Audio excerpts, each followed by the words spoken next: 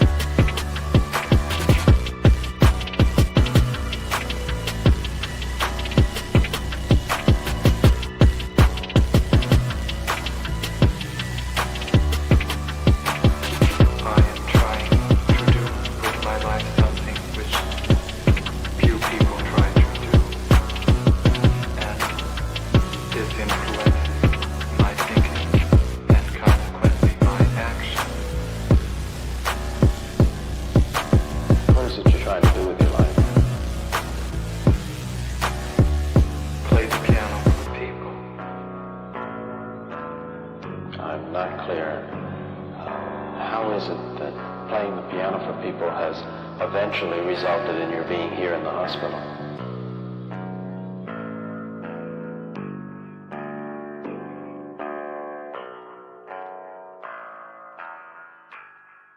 That's difficult to answer.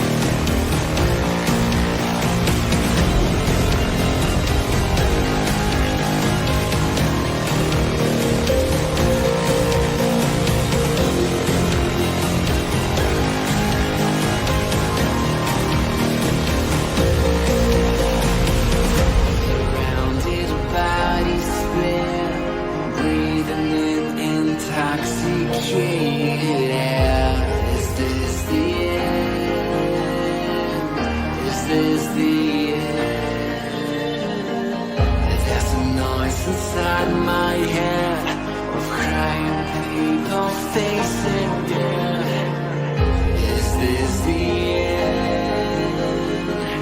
Is this the end? Oh, I'm burning in the dystopia.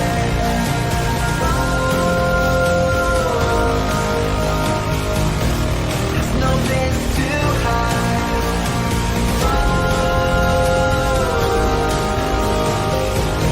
I'm burning in the dystopia.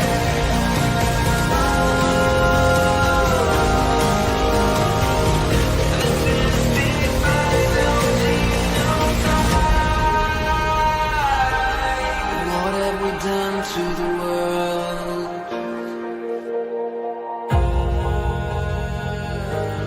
What have we done to the world?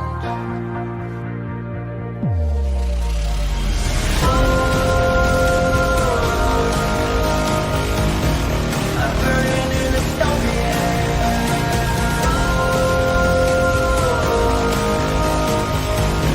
There's no place to hide.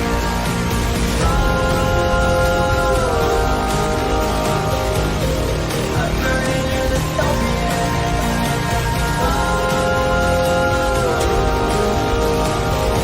This is the final scene of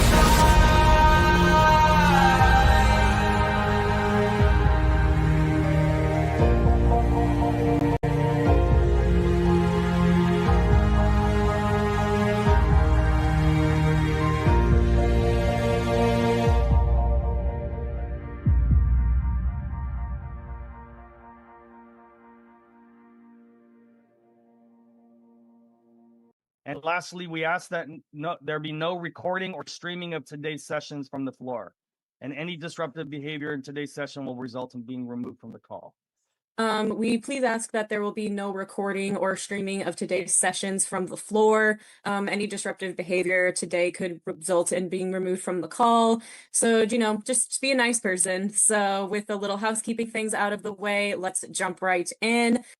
Again, we ask no recording or streaming of today's session. We ask that there be no recording or streaming of today's session from the floor. Any disruptive behavior in today's session will result in being removed from the call.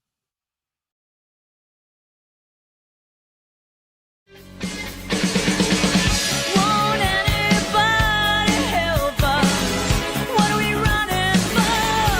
When there's nowhere we can run to anymore. We can't afford to be innocent. Stand up and face the enemy. It's a do or die situation. We will be invincible. And with the power of conviction, there is no sacrifice. It's a do or die situation. We will be invincible. Who the fuck is Karlyn? She's just some sweet lady. She's like in a knitting. She does like a knitting stream. She's like a knitting YouTuber. She does knitting. Can we grow up a little bit and Alt not Girl be sent $200. retarded? Have you Please. seen the work of Karlyn Borysenko? Anti-commie cult leader and is obsessed with looking at what actual far-left communists are talking about and organizing today, infiltrating them. They infiltrated the universities, schools, media. She has the receipts to back it up. Primary source evidence. Infestation is dire and she calls Republicans idiots eating slop. Agree. Thank you for the big super chat. Yeah, oh, I know Karlyn B. She's solid. She's funny. I The like great her. noticer sent $200. Literally. So Not it's, Ian. it's not because Yeah. I haven't dangled my junk into the combat zone on purpose to get some camera footage, but that's the big part of what's the Is problem. that what you call reporting? Go and live under, if streaming? you're going to do it, Yeah, go seriously. undercover. Otherwise you're wearing a hunk of meat in a lion's den. Nick Shirley, I love you. Take care of yourself, man. Karlyn Borysenko went undercover. Do stuff like that. Like if you want to expose this thing, don't pariah, But please. Ian, here's and I agree with you to an extent.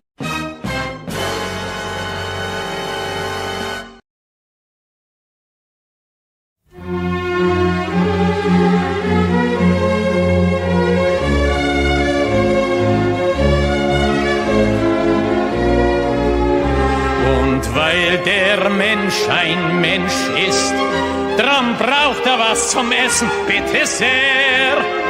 Es macht ihn ein Geschwätz nicht satt, das schafft kein Essen her. Drum links, zwei, drei, drum links, zwei, drei, wo dein Platz genossen ist, weil ich ein in die Arbeit einweist und weil du auch ein Arbeiter bist.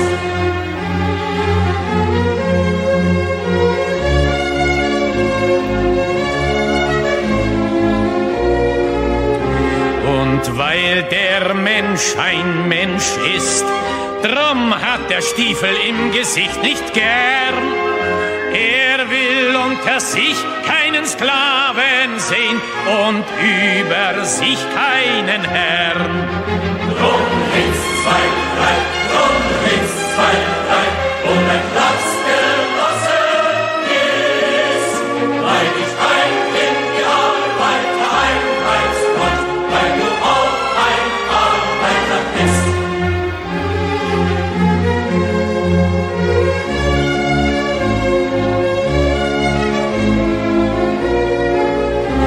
Und weil der Prolet ein Prolet ist, drum wird ihn kein anderer befreien. Es kann die Befreiung der Arbeiter nur das Werk der Arbeiter sein. Drum links, zwei, drei, drum links, zwei, drei, und ein Platz genossen ist, weil ich ein in die Arbeiter einweist und weil du auch ein Arbeiter bist.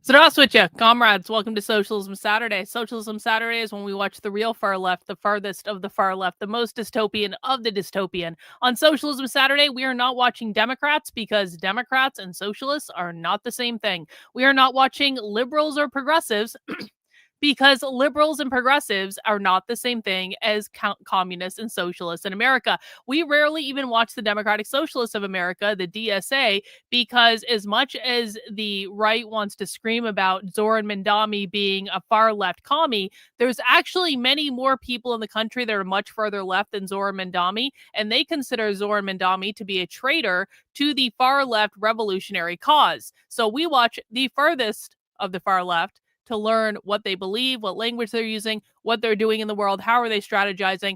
And tonight we are going back into the archives a little bit, and we're going to focus on an event that is pretty revolutionary, for lack of a better term, but it was like a foundational event that happened back in the 60s that almost no one on our side talks about, but everyone on the far left knows about this event. So I thought we would go back, and this has to do with research that I'm doing because I'm working on a book about queer Marxism and the evolution of the ideology of queer Marxism.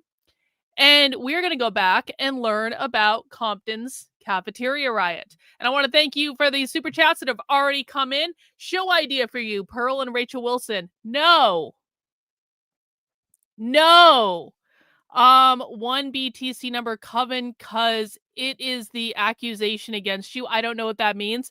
It could also be a chance to rehabilitate the reputation of the witch, which would I don't know. No, I'm sorry. I appreciate the super chat. I appreciate the money. I have no desire to talk to Rachel Wilson. I don't think Rachel Wilson is an intellectually honest actor. I think Rachel Wilson is annoying as fuck. I always have, and that hasn't changed. And her husband's whiny. Like, I'm sorry, Andrew Wilson's basically like a woman, and I feel like that's enabled by Rachel. The whole thing is fucking weird. I don't want anything to do with it. I don't care about rehabbing any fucking reputation. That's not what I do. I cover the far left on the internet, and that is what I do. So I'm going to stick in my wheelhouse. Rachel Wilson couldn't keep up with me on the far left stuff. If she tried, she is no better than her husband in that regard. And so, no, politely declined. Thank you. Hey, two ladies, we have rules here too. Much love, Karlyn. We do have rules here, two ladies. We do. And we'll be talking about the rules in a little bit.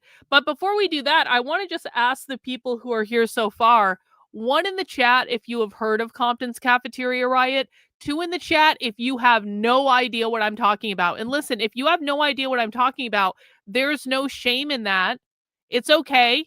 I learn new stuff all the time. Yeah, you shot your shot. It's okay. You tried. Listen, bro. Trying is what's important. Try good for you for giving it an attempt. Lots of ones and it looks like a lot of twos as well. Okay, so we got a whole bunch of people here who don't know what Compton's Cafeteria Riot is. Of those people who said that they had never heard of Compton's Cafeteria Riot, if you know what I'm talking about and you've already heard of Compton's Cafeteria Riot, do not answer. I'm looking for only the people who have never heard of Compton's Cafeteria Riot before, or maybe only know about it tangentially because of me. So if you answered 2 or 1.5 to the last question, I want you to answer this. 1, if you've heard of the Stonewall Riot. 2, if you have no idea what the Stonewall Riot is as well. And again, there's no shame in not knowing. I'm just trying to get a sense of the crowd that I have. So of those who have never heard of Compton's Cafeteria Riot, 1, if you know what the Stonewall Riot is, and 2, if you do not know what the Stonewall Riot is. Okay. That's kind of what I thought, if I'm honest about it. Because the thing of it is, a lot of people know about the Stonewall Riot. And listen, Stonewall, I have a zine here about Stonewall. I got this at the New York Anarchist Book Fair. And so you can see this is a very common refrain on the far left. The Stonewall Riot is also kind of like a pivotal moment in the fight for queer liberation, for lack of a better term. You can see here Stonewall was a riot against police brutality or whitewashing on queer resistance. I also have This was actually, do you guys remember I told you that I went to Balerium Books in San Francisco, which is that rare bookstore, and I got all this great historical leftist stuff, including like the McCarthy papers that were actually used in like McCarthy's censure hearing. Anyway, this is a poster that I took a photo of in the rare bookstore that I went to in San Francisco. See, this stuff about Stonewall is all over the place, and so it does not surprise me at all that more people have heard of Stonewall than have heard of Compton's Cafeteria Riot. Also, Stonewall is one of those things that like conservatives, like retards like Blair White, like they try to use Stonewall to say this wasn't even historically accurate. What Blair White and all the conservatives who talk about Stonewall and the historical accuracy of their reporting, what they don't understand is Stonewall was not the first queer liberation riot. The first queer liberation riot came 3 years before Stonewall in the form of the Compton's Cafeteria Riot in the Tenderloin in San Francisco. Okay?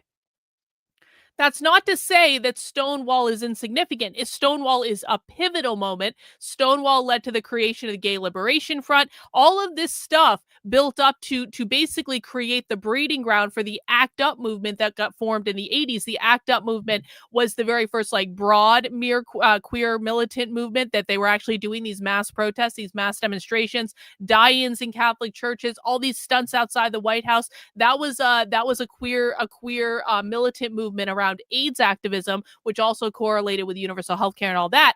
All of that stuff came because of Compton's Cafeteria Riot, the Stonewall riots, and then the Gay Liberation Front being created out of that. So there were all sorts of like militant queer radical movements that were birthed because of these riots. And it is very important that we call it a riot, because what queer liberation activists will tell you is this is not about equal rights. These were riots against the police.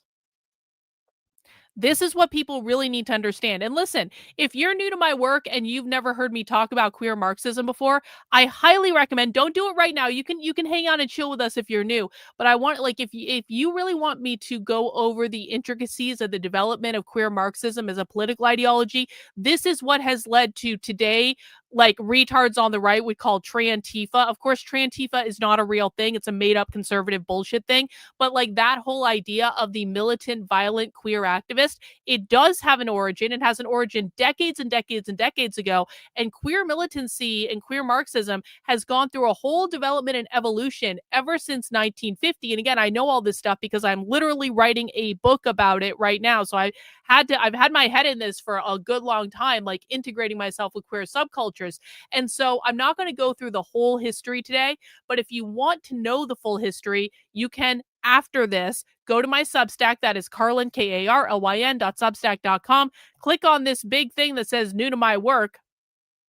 Scroll down, and on this page, I have a video with a full hour-long lecture that I did explaining the history of militant queer activism and how it went from what it started as in the 1950s to what it is today.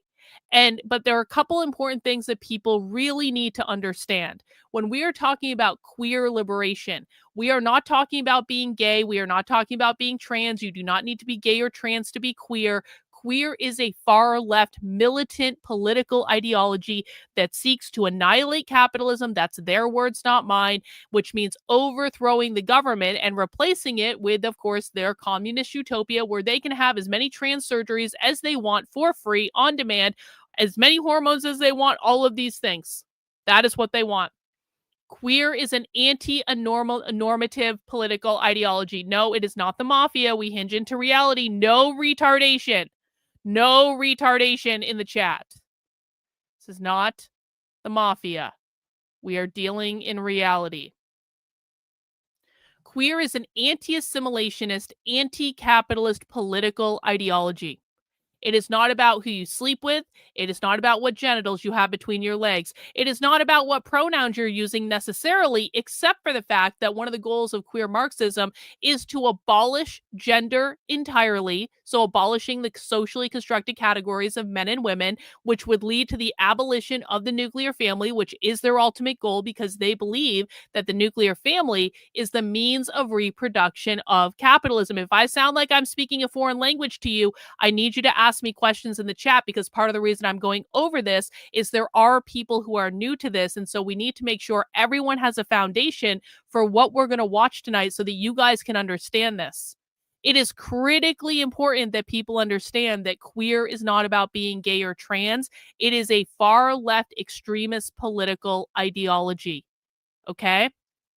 So, if you want the full history of it, go and watch this lecture. You can also find it on the YouTube channel, An Introduction to Queer Marxism, and that will give you more information about that. But what you need to know for right now is Compton's Cafeteria riot in 1966 was one of the foundational moments that created militant queer activism as it is today. And just like in Stonewall, again, I have this zine right here that says Stonewall was a riot against police brutality. That is what the far left believes. Stonewall, Compton's Cafeteria riot, these pivotal moments in the 60s that really started queer activism down the path that it is on today.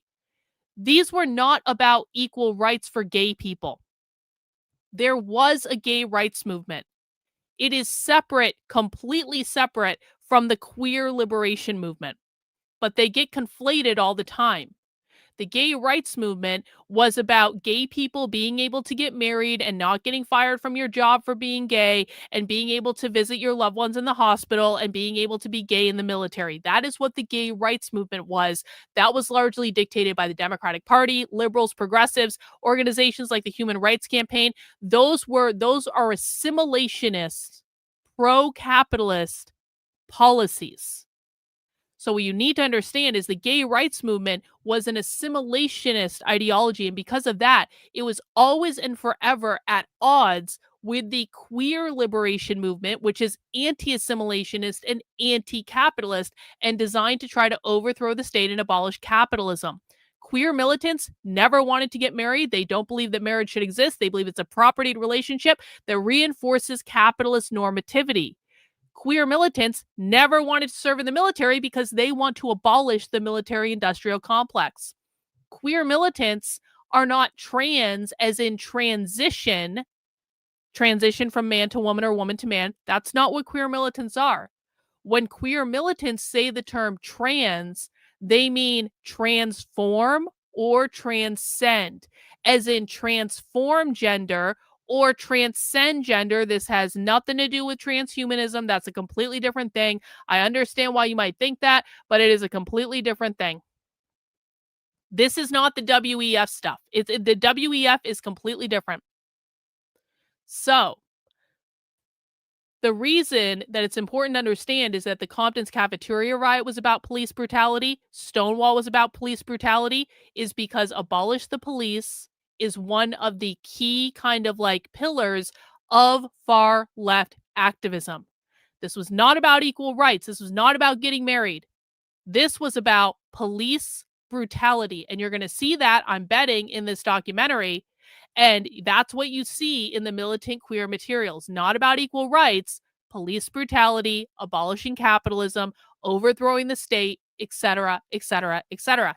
And one of the reasons I know kind of what we're going to see today is when I was out in San Francisco, not this past time, but back in October when I took my first trip to San Francisco, I went to see this play.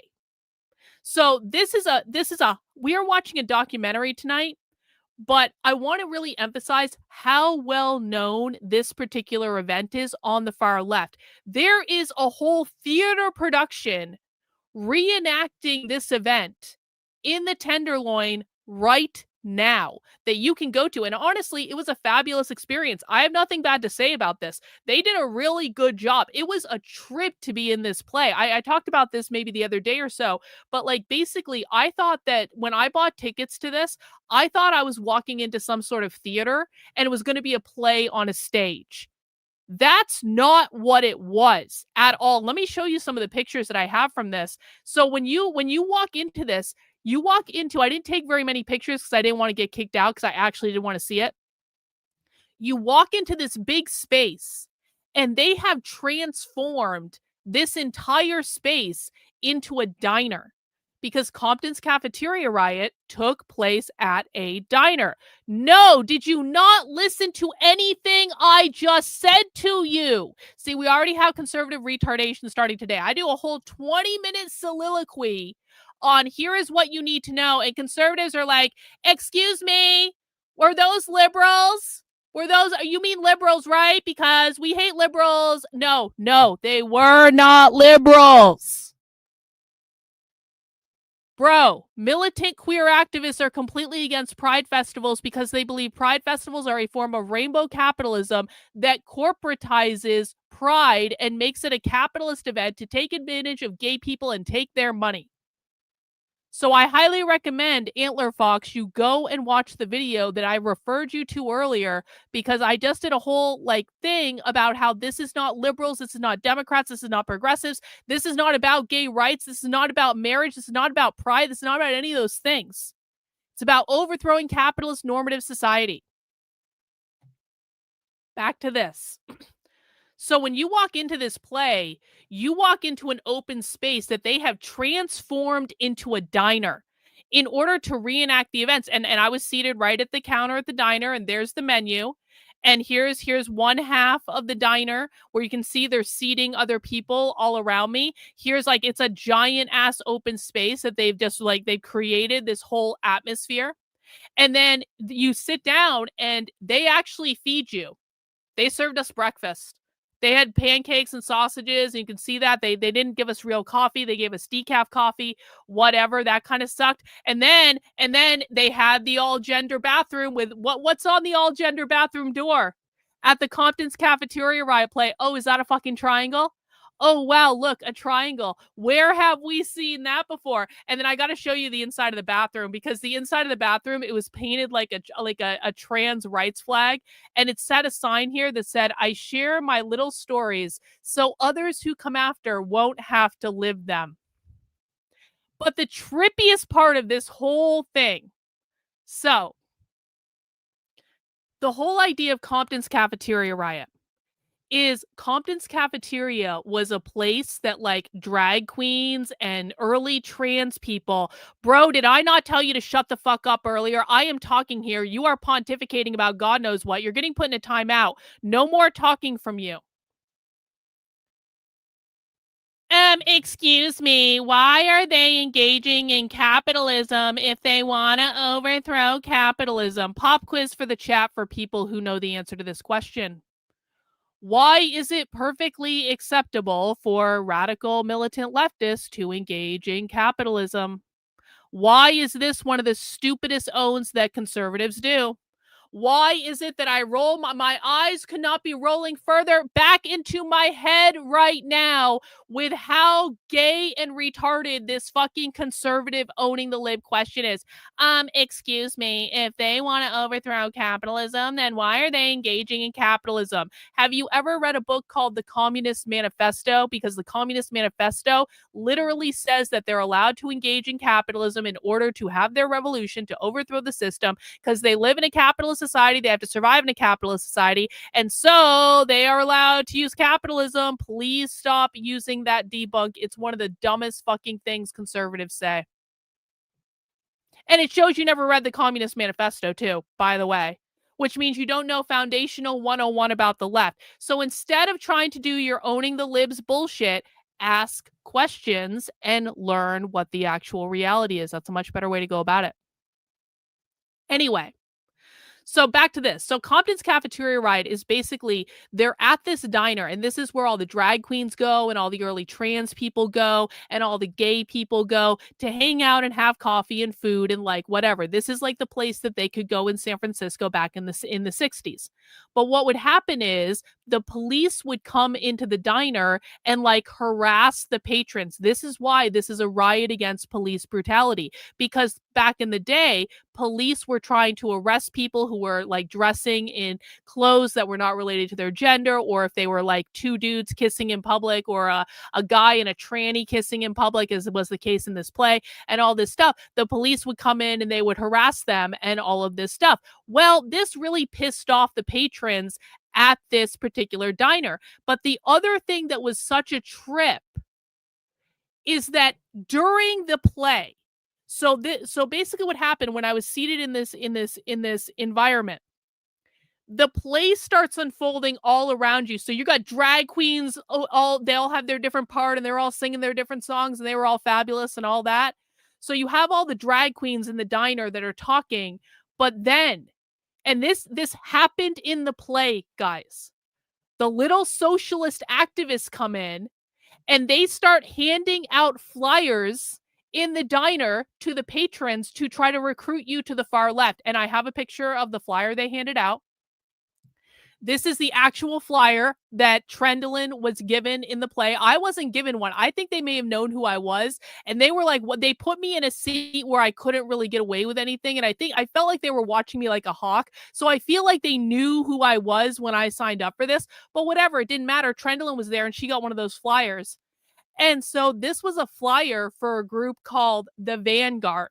And that was a real far leftist group at that time that was recruiting people in the Tenderloin in San Francisco to come be socialists and communists. And if you look at this flyer, and I'll post a picture of it at some point, the Vanguard is an organization for the youth in the Tenderloin attempting to get its citizens a sense of dignity and responsibility long denied, our civil liberties, blah, blah, blah, blah, blah. This is all about like overthrowing capitalism. They've got their little collective. They've got their people power stuff. And so during the play, they actually had these commies that were running around the diner talking to all the different like people in the play to try to recruit them to be communists. And that is why this is a riot against police brutality. This is why Stonewall was a riot against police brutality, because this was never just about gay people wanting to hang out.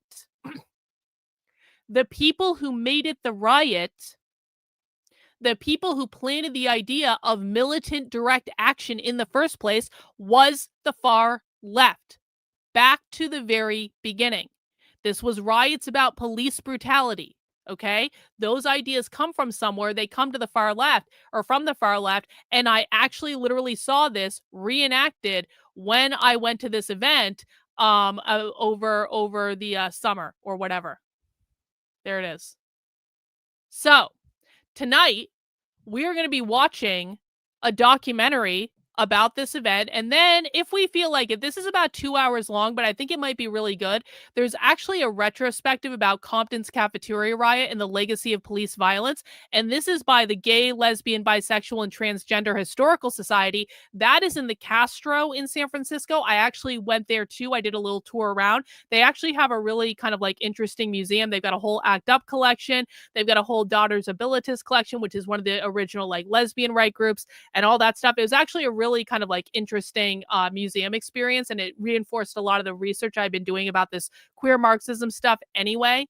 So they produced a whole 2-hour conversation about Compton's Cafeteria riot. So tonight we're going to be watching this documentary and possibly a lot of this talk, and we're just going to see how far we get. Before we get to that, I want to remind everyone that if you are not yet subscribed to my Substack, that is Karlyn, KARLYN.substack.com. Make sure you are subscribed over there. It is free to subscribe. The vast majority of the content on the Substack is free for everyone, and I'm able to create this content free for everyone because people like you fund the work I'm doing with $8 a month, $80 a year. I am 100% independently funded. All these live streams that I do, all of the online stuff that I do, all the articles that I write, things like that. I am trying to teach as many people everything I know about the far left after being just immersed in this subculture for years and years and years. I'm going to be working on a video series that is going to help people learn how to go undercover with the far left because sadly, I am no longer really able to do this stuff because they're looking for me. Mutual aid. They are paid for by mutual aid. This is not George Soros. It's mutual aid. Mutual aid is basically what I'm asking for right now. If you guys appreciate the work I'm doing and you want to see the work continue, then throw in $8 a month, $80 a year. You can also fund me via super chats throughout the stream, which I would really appreciate. And in fact, the more super chats I get up front on the stream, the much better mood I'm allowed to, I'm going to be in for the rest of the stream. So if you guys want to pay your cover charge for coming to my my several hours long online class, $5 at the door, please, or more. You can send me more if you want to. You can totally send me more money. After all these years, I hope more will support your work too. Here's a little more of our mutual aid. Hey, thanks to ladies. I really do appreciate that. So make sure you're signed up for the Substack, regardless of if you're paying or not over there. But definitely make sure you're signed up because then you get email updates and when I post new things and stuff like that. And I really would appreciate it. I also want to remind people that this is basically the last day to take 25% off or more of all orders $100 or more in the not or more 25% off all orders of $100 or more. There we go, in the Red Menace Supply Company. This is my merchandise store. Lots of cool anti-commie merch. I've got some old classic designs that are returning for the month of December that are some of my favorite designs I've ever done. We've got the McCarthy series. We've got a couple propaganda things. We got a lot of cool Plague Doctor stuff. All of this stuff does help fund the work I do, and I really appreciate it. If you spend more than $100 in the store on anything, you're going to get 25% off your whole order until Sunday at 11:59 p.m. Eastern Time. So go buy some stuff, fund my work. I'd really appreciate it. Yep, McCarthy. Yep, McCarthy. All right. Let's get into it, shall we? Let's get into it. For the Fascist Fund, I appreciate that. Thank you, Hans. Thank you very, very, very much. Let's get my setup going here. All right. Let's see. Need to set the sound up. Guys, please make sure you have mounted the like button if you would be so kind. Mounting the like button lets YouTube know to recommend my stuff to more people. Thank you. I appreciate the cover charge. Thank you. I appreciate it, guys. We're going to have a good class tonight. This is going to be a great class for new people. And again, we have to watch our video. Hang on. I'm sorry. We have rules for Socialism Saturday. Please watch this quick rule video so that you guys can follow the rules. And the more people who follow the rules, the less pissed off I'm going to be. Okay, follow the rules. All right, for anyone that's new, we have some rules for Socialism Saturday. Let me go over them real quick. Socialism Saturday is a research group and a class. We do take this seriously. You're allowed to have fun. You're allowed to have a drink or two. You're allowed to kind of kick back and joke in the chat. However, I need everyone to understand that when we are researching the radical revolutionary left, we do take this seriously. And so if you're shitposting in my chat, I'm going to tell you to stop. If you are posting off topic in the chat, I'm going to ask you to stop at some point because it's going to be distracting to what we're doing. I need you to think of yourself as in a classroom.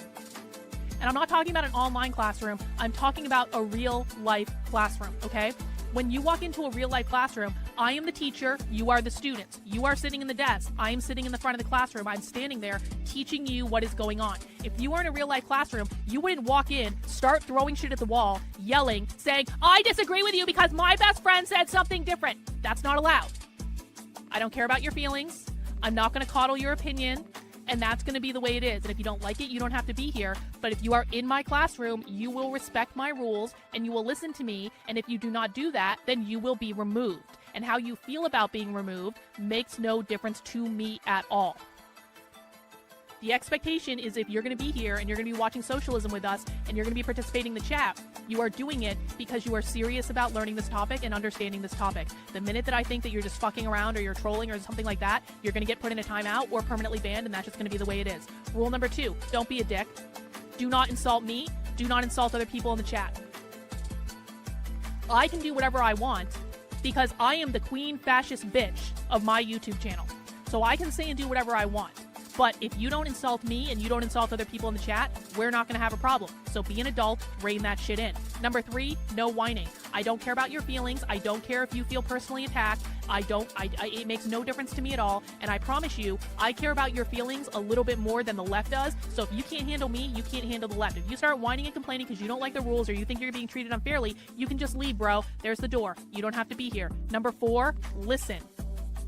Our job here and why we do Socialism Saturday is to listen to what the left is saying, to listen to what real leftists are doing in the real world. This is not to support your confirmation bias. This is not to support any conservative bullshit narrative that you may have heard on Glenn Beck that one time. This is not to be what you want it to be. This is to engage with reality. We need to listen, we need to actively listen, and we need to understand the left better than they understand themselves. That is the purpose of this exercise, okay? As part of that, I do ask that people refrain from debunking.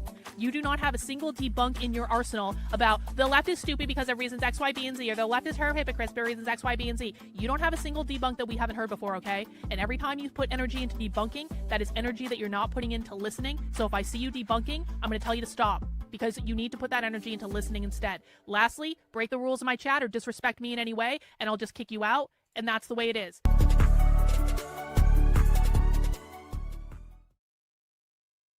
All right, those are the rules for Socialism Saturday. Basically, it goes like this. Don't be a dick. I don't want to deal with it. No whining. I really don't want to deal with it.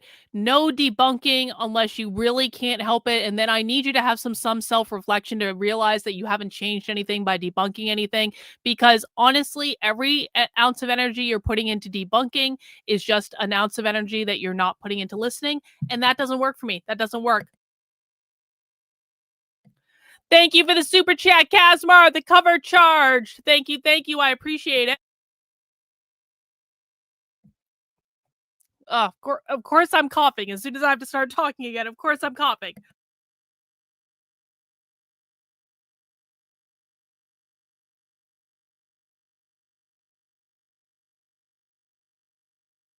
I'm just dying over here. It's okay. Don't worry about it. Don't worry about it. Okay, hang on. Someday I will stop coughing. Someday.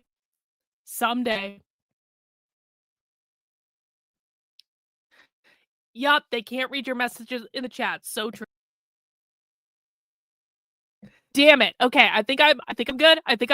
We're gonna start the. You shouldn't call 911. It's just this is. I'm fine. This is the constant travel crud that I've had for months now, and it's not fair. One lung is enough. Yeah, exactly. No beer. I don't feel like drinking. I am actually completely sober. Sadly, I'm completely sober. Okay. Guys, if you have questions, please do ask them in the chat. I do not want people to be afraid of asking questions, but when people are making statements that are categorically wrong, I'm probably going to correct you. But like, if you have genuine questions, good faith questions, you don't understand the language, you don't understand what's going on, please do ask them in the chat. I see you on Rumble. I'm seeing YouTube, Twitter, and Kick on this other screen. So ask your questions. Don't be a dick. Let's just all get along. We're going to learn some cool stuff tonight. So let's kick it off with this documentary. This is called Screaming Queens. And this documentary is about 10 years old. Next on Truly California. In 1966, drag queens, fed up with abuse, rioted against the San Francisco police All those plate glasses windows here were broken out. and inspired a wave of transgender activism. We had to fight for our rights as not gay people, but as human beings. A revolutionary act uncovered in Screaming Queens.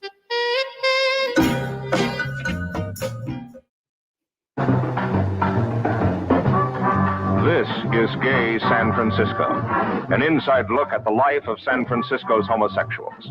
They number 90,000 at least, according to police department figures.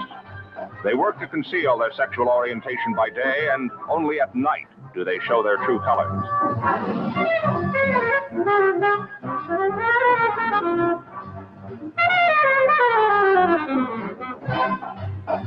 The city's downtown Tenderloin district is the home ground of the always visible segment of the city's homosexuals and transvestites.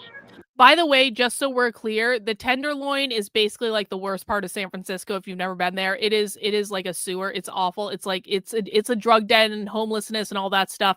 But this is also the transgender district now. So if you saw my video about the transgender district in San Francisco, it's in the Tenderloin. So we're talking about the same thing. The drag queens are here at Turk and Taylor. So frequent were the fights between screaming queens in the 2 to 3 a.m. period that police, even in permissive San Francisco, had had enough and asked an all-night cafeteria to close by midnight. What really happened that night at Compton's Cafeteria has been all but forgotten. It wasn't a catfight between screaming queens. It was a riot, and it kicked off a new movement for human rights. I see that, Reagan. Thank you. For our rights as not gay people, but as human beings. We fought for one cause. The cause that we fought for was for individual rights for freedom.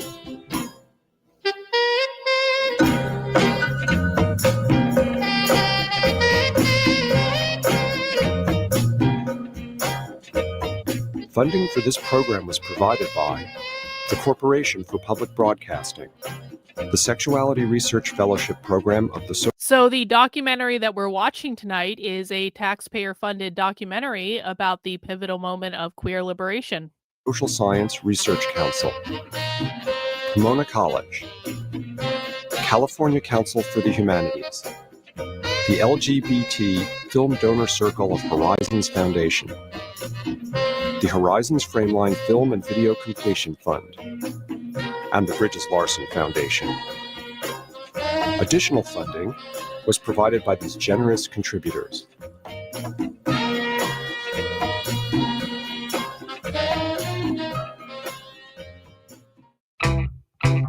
The 1969 Stonewall riots in New York have been remembered as the beginnings of gay militancy. But 3 years earlier, on a hot August night in 1966, dozens of drag queens and gay hustlers made history by fighting for their right simply to gather at a San Francisco restaurant called Gene Compton's Cafeteria.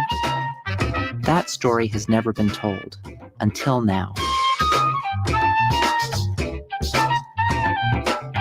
Compton's Cafeteria was this hangout. It would be open all night. You can go to Compton's and it was its own little fairyland. I remember the waitresses with the little doily napkins on their chest. It was beautiful because it was clean. In the back of my mind, I remember when hell was raised, Compton's was certainly one of the sources. Everybody would die for window seats just to show off. Jehovah's Witnesses used to drag crosses down the street in front of Compton's and tell us we were going to burn in hell, but we ignored them. Compton's was fabulous. It was like Oz, something like the Wizard of Oz. When I first came across the story of the riot at Compton's, I had no idea how deeply it would affect my life. This is Susan Stryker. This is the person who produced this documentary. Reagan's been mentioning they, them in the chat. I believe Susan Stryker is currently a professor at the University of Arizona. It's something like that. Susan Stryker is definitely currently a college professor. I believe it's University of Arizona. So someone can look me up and fact check on that. But Susan Stryker is one of basically the main historians that has documented like areas of queer militancy. Susan Stryker is also a communist. Obviously, they're a queer militant, but like they've actually they show up in a lot of leftist stuff around this era because they're one of the primary people that's been documenting it. I had recently finished my PhD in history, come out as transsexual, and started my transition from man to woman, all in the same year. I felt alone at first, and really hungry for a community. Researching transgender history helped me find that sense of belonging. In 1995, I stumbled upon a document in the archives of the Gay and Lesbian Historical Society that described an event I'd never even heard of, the riot at Compton's Cafeteria. The story had been written down several years after the fact, and I wasn't sure if it was accurate or even true. But if it was, that riot might represent the transgender community's debut on the stage of American political history. I tried every way I could to verify that story. I scoured the archives looking for clues, and I searched the streets of the Tenderloin for people who might remember what happened that night. It was a week. So one of the issues with this event that's kind of interesting and I think puts a lot of stuff in perspective, the reason that people don't know about this event is that at the time, it was not actually really documented.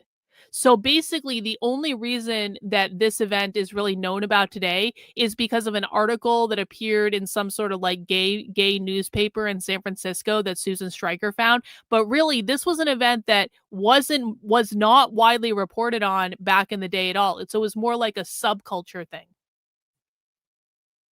And night, I believe. When I finally pulled it all together, the story was even bigger than I imagined. Ladies and gentlemen, you're about to see the results of a 6-month psychological project, a research project that took us all over the country. In my office today, I'm Jay Martin. We have 4 contestants in a recent beauty contest. Now, for reasons which will become very clear, we're going to use first names only. The reason for using first names only for these very, very charming contestants is that right now, each one of them is breaking the law. The contest in which they were runners-up was a masquerade. Actually, in the vernacular, it's called a drag ball.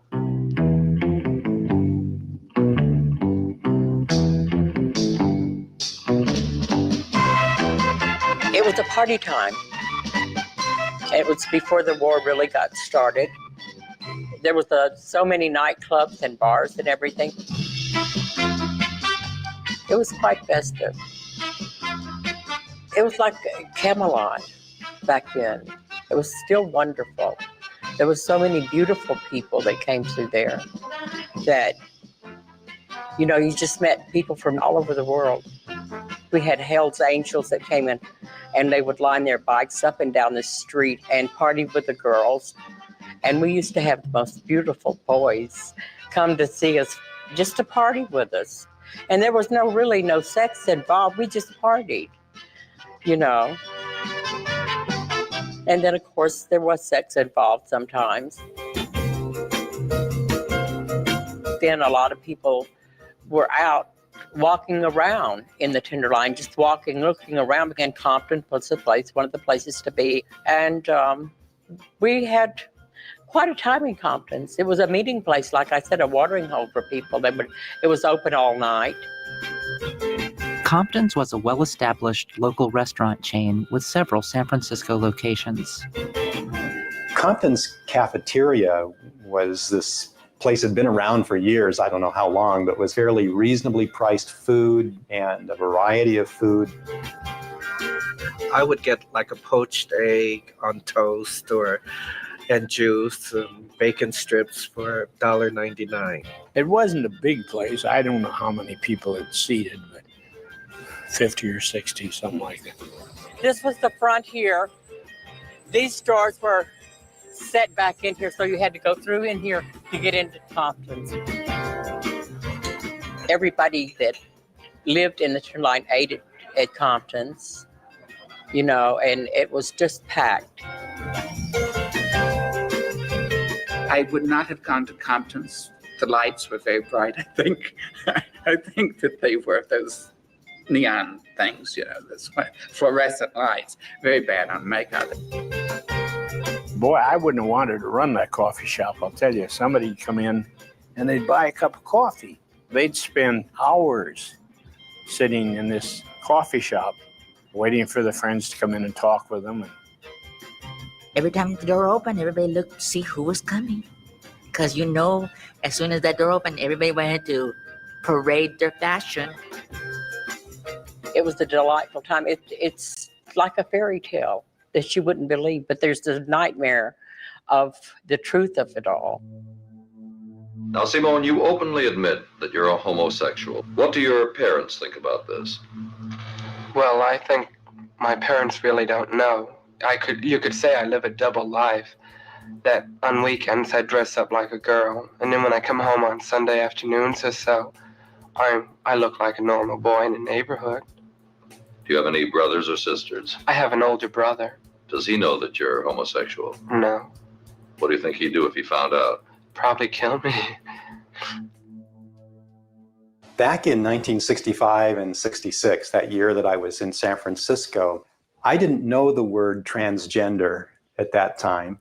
So in terms of having any kind of helpful concepts or understanding, there wasn't much there. It was just that some like to dress as women and others don't. And some are even interested in enhancing their breasts and taking hormones and so on to try to be more as a woman.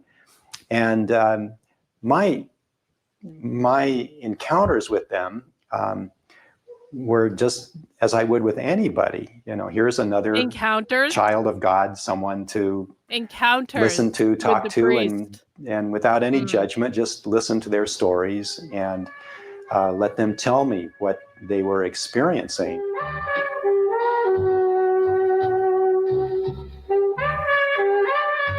Every great city of the world seems to have an area given over to the fleshly needs of men. In San Francisco, this area is called the Tenderloin. It is a marketplace of vice, degradation, and human misery.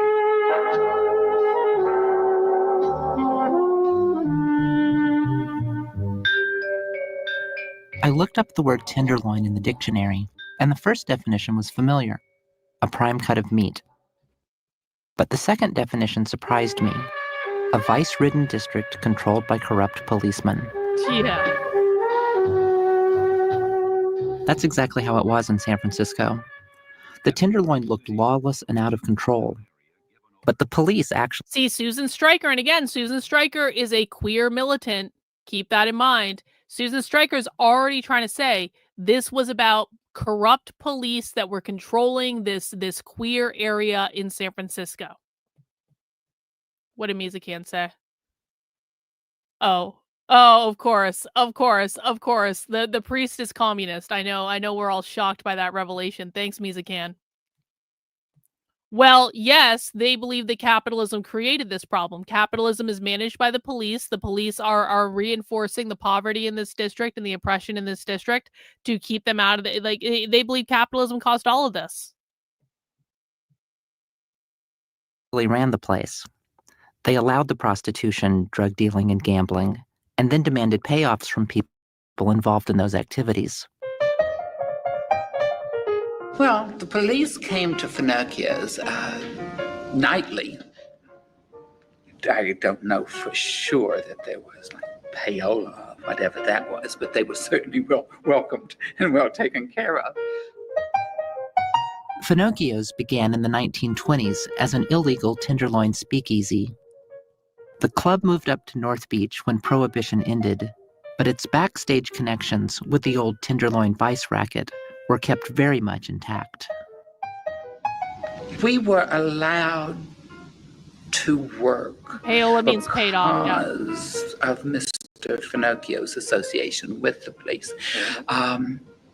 You knew not to take risks. So basically what they're saying is the only reason they were allowed to do these drag shows in San Francisco in the 60s is because the owners of the clubs were paying off the police to not raid the clubs. Not to offend. Quite frankly, I never made a gratuity in the police department, but I was aware that some people did. Since I didn't give it to them and they didn't spend it on me, I'm not sure that it happened. But I can say that having been a policeman for 26 years, I could certainly understand some of it. The Tenderloin was widely known as the place to go for sex, drugs, and late-night fun. While others came and went with relative ease, transgender people lacked the freedom to leave. Police would give the people who were of indeterminate gender the message that they belonged pretty much in the Tenderloin, which at the time was kind of a gay ghetto, a very slummy gay ghetto. I think transsexuals find the Tenderloin more acceptable simply because they are more acceptable in the Tenderloin. Why are they more acceptable in the Tenderloin? Well, because they're amidst their own kind, I guess. The Tenderloin was populated by the pimps and the whores and Drug the drug dealers addicts and homeless people, the drag like that. queens and yes, that element. And I felt very comfortable there. Turk Street was our street. And the buildings that were on it, the hotels, that's where we lived. That was our home. We had no other place to go. Other hotels wouldn't rent to the queens, the drag queens, or the transsexuals or transvestites. So that was basically why we were put down in the Tenderloin. You know, if you come around on this side of the building and you look up, you can still see right there, El Rosa Hotel, 166 Turk Street. The El Rosa was like a wayward home for girls. There were so many of us that was there that our families had disowned us. This is the place where Amanda was the mother queen. I managed it at night. We allowed the girls to bring in one guest a night for $5. And of course, after Mama De La Rosa, she was the owner, we'd go to bed, I'd let them bring in several more so we could make a little extra money. It was a wonderful place. We spent our holidays together there. We became each other's family. We held on to each other. Do you really think you are going to convince people in a documentary about something that happened in the 60s? Is this a productive use of energy? The reason that I tell you guys and lay it out very clearly at the beginning, do not debunk, is that you are currently not learning anything from this experience. You're not learning about the history. You're not learning about their perspective. You're not learning their language.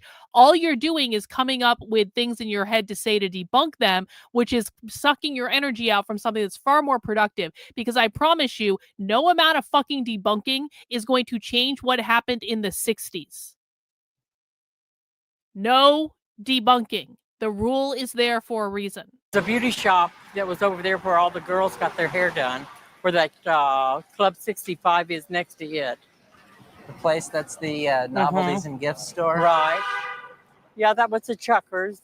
And this was the Rossi's here on the corner, which was a transsexual bar. And of course, on this corner over here, we have where Gene Compton's was. And it was a magnificent cafeteria. It was a great time. Compton's was a great place to meet because it was like centralized. Right next door was the bathhouse for the gay men, and it was convenient to the corner. If you wanted to have a drink at the corner bar, you could, or you could tiptoe down to Woolworths and get more eyelashes. There were tables of drag queens, female impersonators, transgenders, hustlers. It had been a place where people had gone after the bars had closed, and it was a hotbed of prostitution. Most of the transsexuals were prostitutes because they didn't have jobs. There was no way to get jobs then.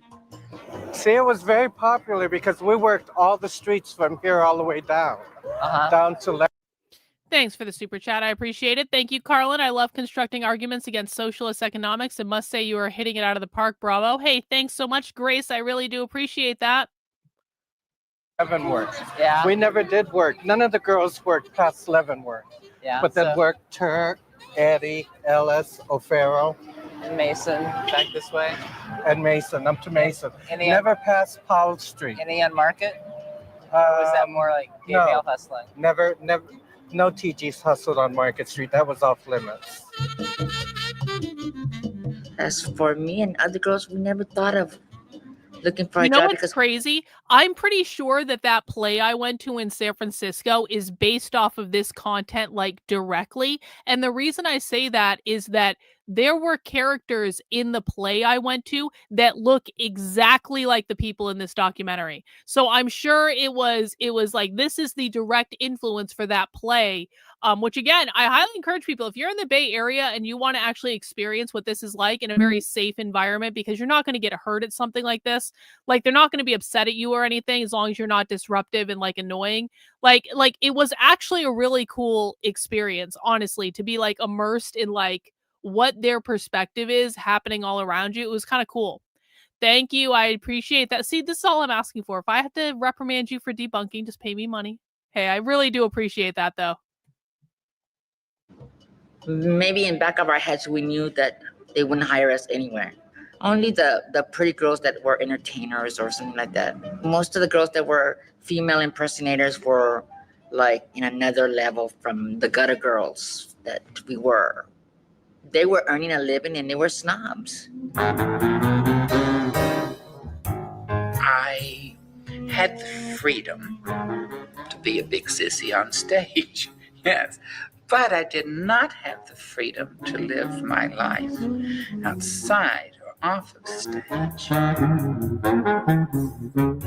Had I not been born with the face, and I had great legs, and could sing a bit, dance a bit. All of those attributes that were such an embarrassment when I was growing up. You're too pretty to be a boy, the complexion, all of those things that I hated so as a child saved me. That's exactly what saved me. Or I'm sure that, I'd have been selling my... Are you fucking serious? Did you or did you not just ask this question earlier, and did we or did we not give you an answer? Devin, I need you to answer me directly. Did we or did we not give you a very clear answer to this exact same question when you asked it like less than 20 minutes ago? Yes or no? If you do not answer, I'm going to permanently ban you in my chat. Did we or did we not give you an explicit answer to this question? Yeah. So what else did I say? What else did I say? Were you listening when I answered your question earlier? Because I did not, that was not the only thing that I actually said.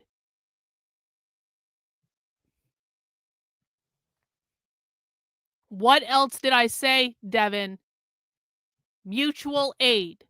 So why on earth Are you asking exactly the same question again 20 minutes later when I have literally already answered the question, bro? My ass on Turk Street, saving those pennies and looking for a John to take me through it. I went out and tried to get a job in men's clothing. No, you're too effeminate. You're a faggot. You're a sissy. You're this. You're that. So I said, well, groovy. So I put on the clothes I usually wear, which is girls' clothes. I went out and tried to get a job as a woman. Yes. This doesn't work. You get a job, you work for a day or two, a week, a month, or whatever it boils down. Somebody comes along that recognizes you, who prefers to be a hooker and a tramp, turns around and turns your name into the boss and says, like, so-and-so is such and such, and that's the end of that job. So finally you reach a point where you get disgusted with the whole damn bit, and what you do is you turn around and you go out on the street. And you find out that you can make $100 tonight, and you say, well, the hell with it. Why should I be legitimate? Why should I be respectable? Why should I be anything? Devin, socialists and communists are funded by mutual aid. They are not funded by George Soros. They are entirely funded by mutual aid. It is always mutual aid. The answer to the question will literally always be mutual aid. You can ask me who's funding this, who's funding that, who's funding this, who's funding that, as much as you damn well want. It will always be mutual aid, like 100% of the time. It will never be George Soros. It will never be the fucking Democrats. It will always be mutual aid. I hope I have made myself clear. We sold ourselves because we needed to make a living, but we sold ourselves because we wanted to be loved.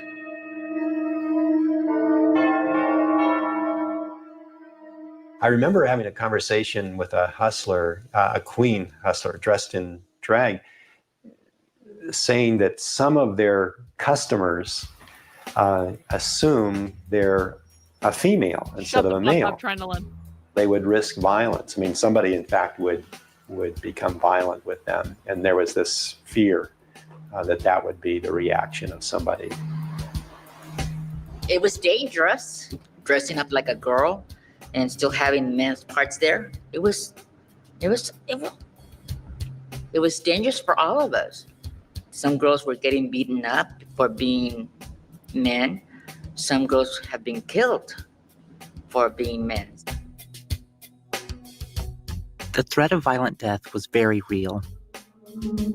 I discovered newspaper stories about a serial killer who targeted transgender women in the Tenderloin. This guy did more than just kill his victims. He would slit their throats, ritualistically mutilate their genitals, and then dump their bodies in an alley.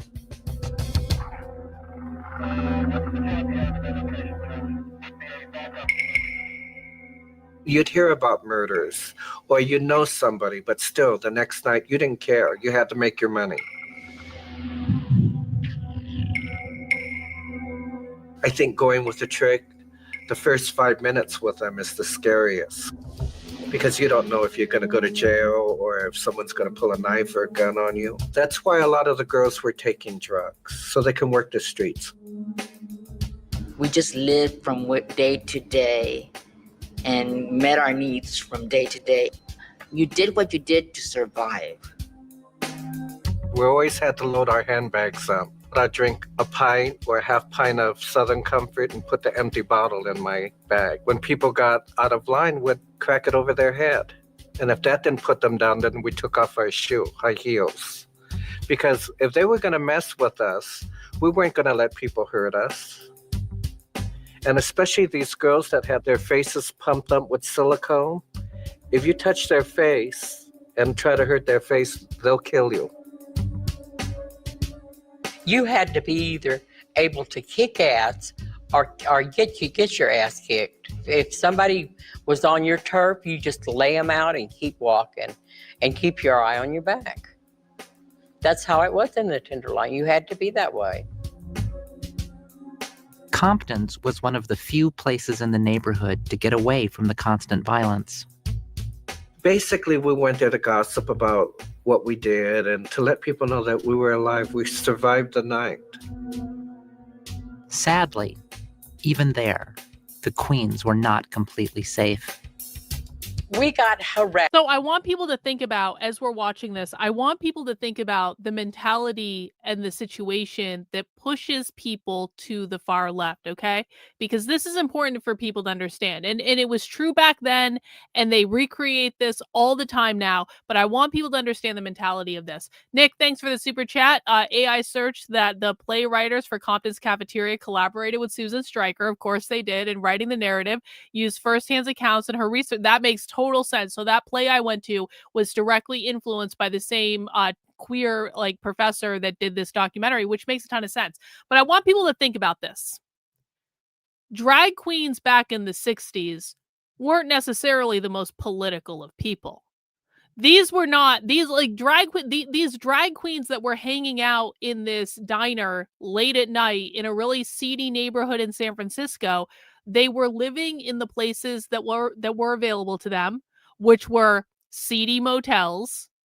They were congregating in social environments where they were allowed to be there, because there were a lot of places that they just weren't allowed to be, because if they were out of a certain area in the city, they would get arrested and thrown in jail, and they didn't want that. And they were sex workers because they couldn't get real jobs under capitalism, because capitalism didn't want trans people, and blah, blah, blah, yada, yada, yada. So they have these very insular ecosystems that they're permitted to be a part in, right? And so why do they start engaging in far left activism though? Well, just like today, with the far left recruiting all the weird people who don't fit in, back then there were far left groups recruiting in these neighborhoods. That's what the Vanguard was. I hope they talk about the Vanguard in the course of this, because the Vanguard was a far left radical communist group that was making friends with all the people in this diner, that was trying to recruit them, to get them to come protest, to get them to come and do stuff against the police and anti-war stuff and all of that stuff.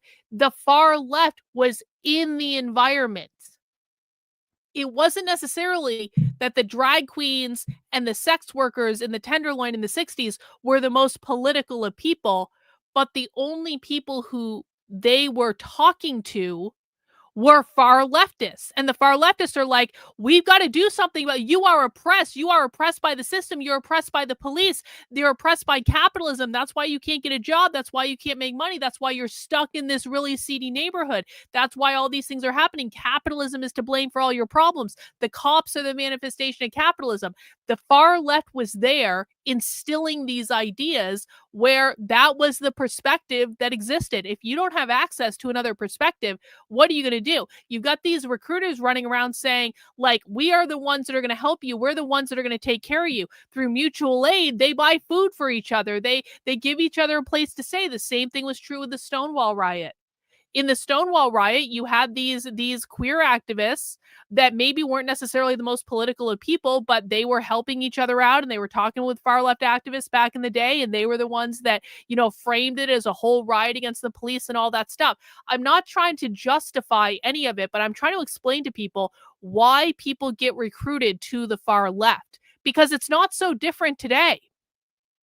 Today in school, queer activists target autistic kids because autistic kids feel like they don't fit in, and they feel like they don't have anywhere else to go. And the really weird kids, and the kids that maybe aren't the prettiest kids or whatever, they don't adhere to the normative beauty standards. They don't fit in. They have a hard time dating. They have a hard time making friends. They have all this stuff. Guess who's there for them? It's the far left. It's the far left groups that take them in and make them feel like they belong and treat them well. And it's just gives them friends, gives them a social circle. I've said this a million times to people, but when I'm undercover at events, if they don't know who I am, everyone is incredibly nice. At far left events, if they don't know that I'm not on their team, they are incredibly nice. They are welcoming. It doesn't care. They don't care what I'm wearing. They don't care what I look like. They don't care what I weigh. They don't care about any of this stuff. They will help you. They will be nice to you. They will provide you friends. They will provide you with a social system. They will provide you with support if you need it. That's what mutual aid is. This is why people get pulled into far left ecosystems. It's the same with the homeless population. You want to know why? Like Jonathan Cho talks about this, but do you want to know why the homeless are doing the bidding of the far left in places like Portland and Seattle and San Francisco? It's because it's the far left that's helping them and giving them food.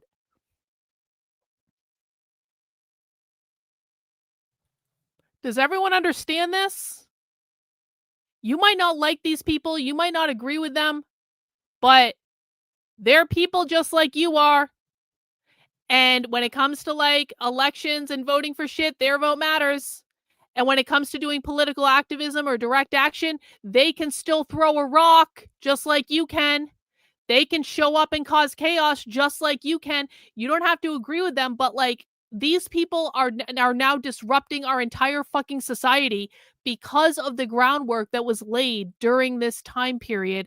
And it's been, and the reason the far left grows and they continue to grow is because it gives a place for people to go who feel like they don't have any place to go or anyone else to help them. All right, actually, we've got a super chat. Hang on. Hey, two ladies, I'm amazed at how much of this lifestyle still existed in the 80s too. So much to me is shocking now, especially now that I have learned the language. Yeah, you look back at this stuff and it's a lot different in retrospect, isn't it? I appreciate the super chat. Asked quite a bit by the police in Compton. So a lot of times they would come in and just pick us up if we were eating for no reason and put us in jail for female impersonation. I had one policeman that hated me with a passion. Every time he seen me, he says, "Get in the paddy wagon." I said, "I just got my hamburger." He says, "Eat it Monday when you get out." The police were out to get us. The police were very, very bad. You could be taken to jail at any time, at any second, for no reason at all. If we had lipstick on, if we had mascara on, or if our hair was too long, we had to put it under a cap. If the buttons was on the wrong side, like a blouse, they would take you to jail because they felt that it was female impersonation. It wasn't too many years ago. But I went to the grocery store once and got thrown into jail for being a female impersonator. And I've never felt as though I were impersonating female. I felt I am a female.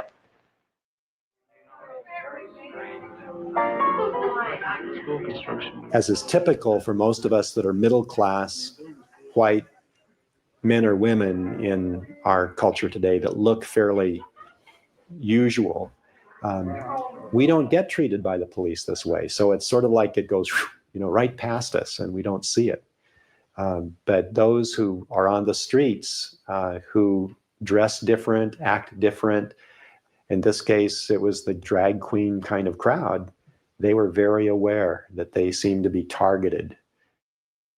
First night I got in San Francisco, I was taken and arrested for one of those famous crimes, obstructing the sidewalk, which was my introduction to the infamous Tax Squad, which was a roving band of thug cops which patrolled the various and sundry neighborhoods in San Francisco and generally made life unpleasant for people who didn't particularly fit their definition of what a decent human being was. And I was one of these people who looked so in between that the police were provoked by my being. I don't remember a policeman being that obnoxious.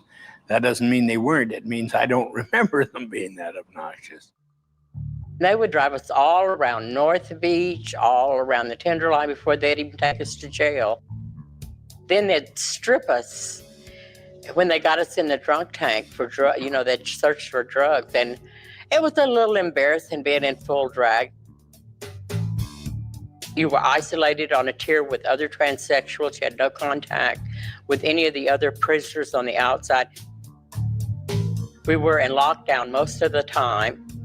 And it wasn't that I had done anything wrong. It was female impersonation. I wasn't bothering anybody. But I was dressing as a woman the way I feel, so they put me in jail. shave my head, or I refused to let them shave my head, and they put me in the hole in lockup. One girl was in there 60 days in the hole because she wouldn't let them cut their hair. That's how important it was to us back then. It was like they were trying to humiliate us, that we weren't human beings, so they should humiliate us.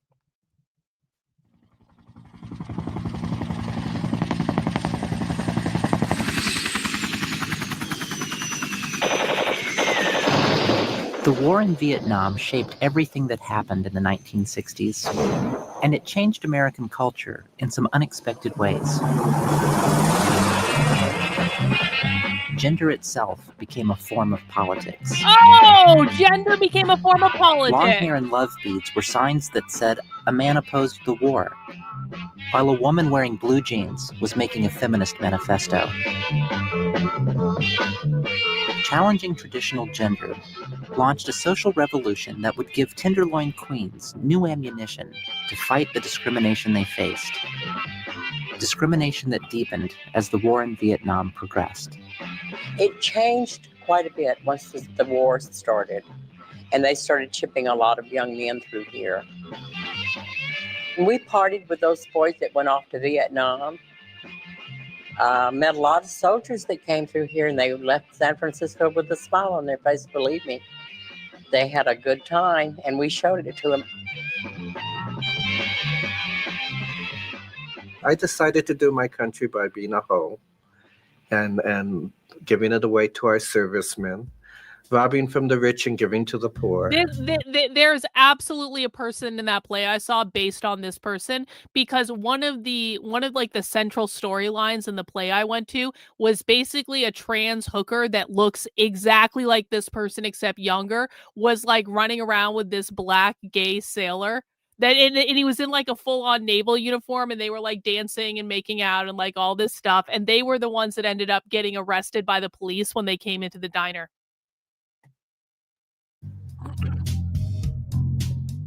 Wartime is always a boom time for prostitution. As soldiers and sailors descended on the Tenderloin, police crackdowns intensified, especially at drag queen hangouts along Turk Street, at places like Rossi's and the Chuckers Club. They had a sign up over it that said, "Enter at your own risk. This establishment is due to be raided at any time." I remember when the cops used to go in the bar and say, you, and you, come with us. As police raids escalated along with the war, they did too, lady. Life on the Tenderloin became even worse. Urban planners and developers intent on remaking the city tore down nearby neighborhoods where Black and working class people lived, turning the Tenderloin into the last pocket of affordable housing in the central city. New people moving in squeezed the queens out of the neighborhood's cheapest rooms, leaving them literally no place else to go. Just then, the queens found a new hope in a totally unexpected development: the sudden availability of a transsexual identity. That changed everything. I come from a rather small town, a gold mining community, in fact, and it was a place where boys had to be boys because that's all there was for boys to become as boys.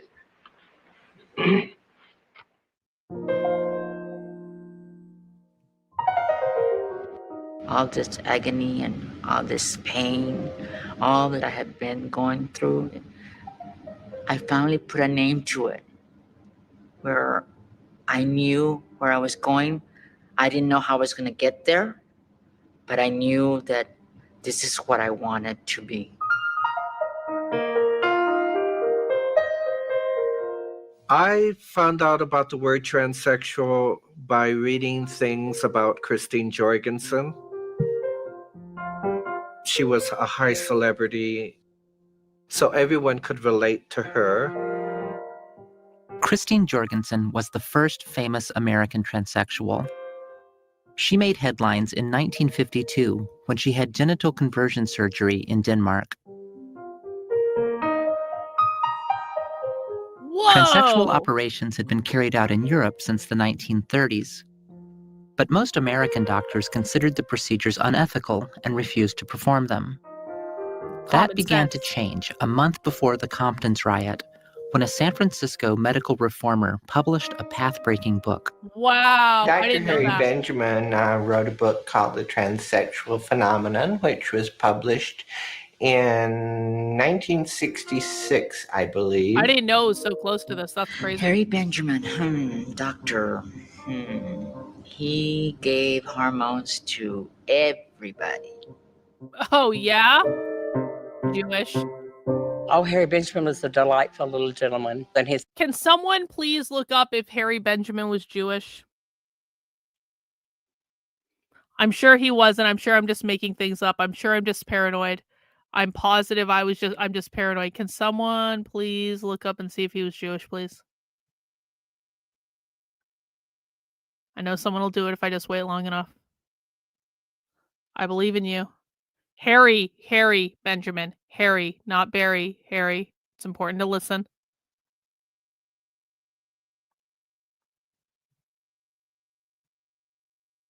Wikipedia says yes. As if right on cue. As if right on cue. Amalek hears the word Jewish. It's like a fucking bat signal. Yes, Dr. Harry Benjamin, the pioneering endocrinologist and sexologist known for his work on transsexualism, had Jewish ancestry. He was born in Berlin and raised in a German home with Jewish family. Thanks, Amalek. I appreciate it. book, The Transsexual Phenomenon, was like a guidebook for us. Benjamin believed a person's gender identity could not be changed, but their bodily sex could. As a result of his work, the first surgical sex reassignment clinic in America would open on the East Coast later that year. Many drag queens in the Tenderloin began to envision a new life for themselves, one that fit better with who they thought they were and what they wanted to be. If society would let me live my life as I want to live it, which is as a respectable, normal, ordinary woman, period. Mm-hmm. I don't wear mini skirts. I don't run around with my hair sticking 7 foot off my head and all the rest of the stuff that the queens do, which is a category that I'm classified in as being a common queen, period. Yeah, well, that's true. I cannot get away from it. No matter what I do, I'm put into this category. I'm labeled as this. I was just interested in getting my hormones, getting off the streets, getting an education, fitting into society, getting married and having a life. Quote, unquote, some kind of normal life, rather than living in the Tenderloin. I think I lasted with my boyfriend for about 2 months. He left me for a real girl. And that really hurt me. So I came back determined that I was gonna have a sex change and have my surgery. The transsexual path to womanhood offered some Tenderloin queens their first real hope for a brighter future and unleashed in them an uncompromising new attitude. The closer I came to the time for having surgery, the more risk I took. It was illegal to dress like a woman, but nobody was gonna stop us. The girls got together and we just decided that we're human beings. We're allowed to dress any way we want to, whether you accept it or not.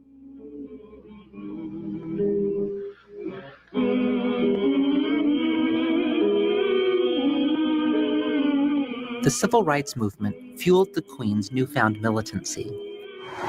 Glide Memorial Methodist Church, a Tenderloin institution just 2 blocks from Compton's, became a center of activism with the arrival of a charismatic young minister fresh from the front lines of racial struggle in the South. Of course. Cecil Williams was very active in the African American community, but it was when Cecil was moved into the position of senior pastor then in the summer of '66 that things radically changed in the life of the church.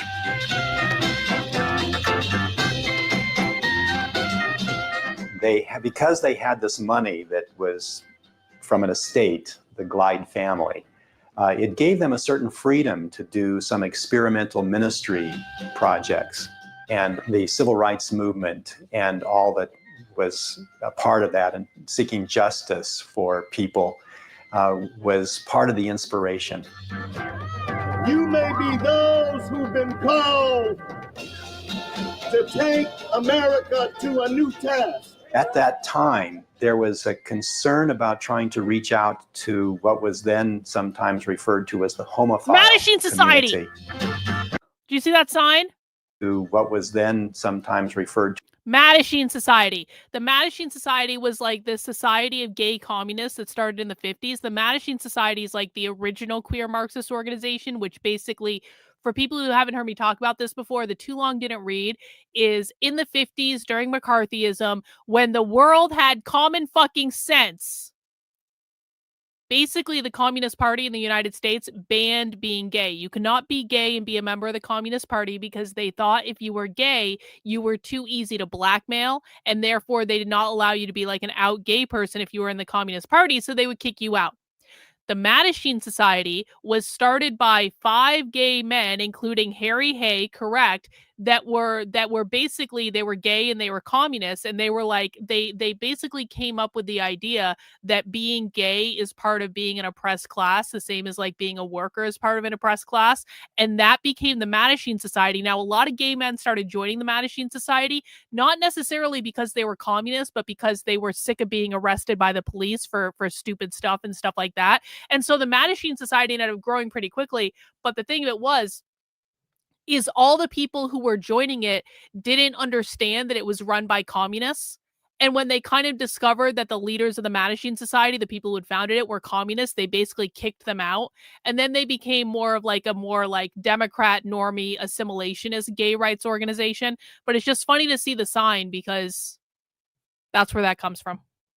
Who was the homophile community. Pioneering homophile groups like the Daughters of Bilitis and the Mattachine Society. The Daughters of Bilitis is another one. I actually got one of their when I went to that rare bookstore last week, I got one of the Daughters of Bilitis's like pamphlets, like an original one. So in my Queer Marxism book, the first chapter is about the Mattachine Society, the second chapter is about the Daughters of Bilitis, and now I know how to pronounce it, which is pretty great. Were early advocates for gay rights. But not necessarily they militants. They worked with ministers the at Glide to establish several innovative projects, including a night ministry that served young people living and working on the streets.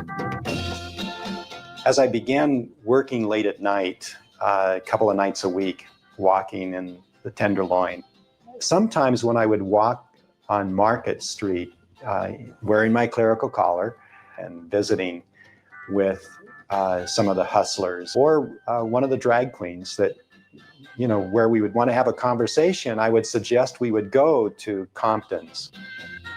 Outreach to Tenderloin Street Youth was part of a broader effort by Glide to qualify the neighborhood for new federal funds made available through the government's War on Poverty program.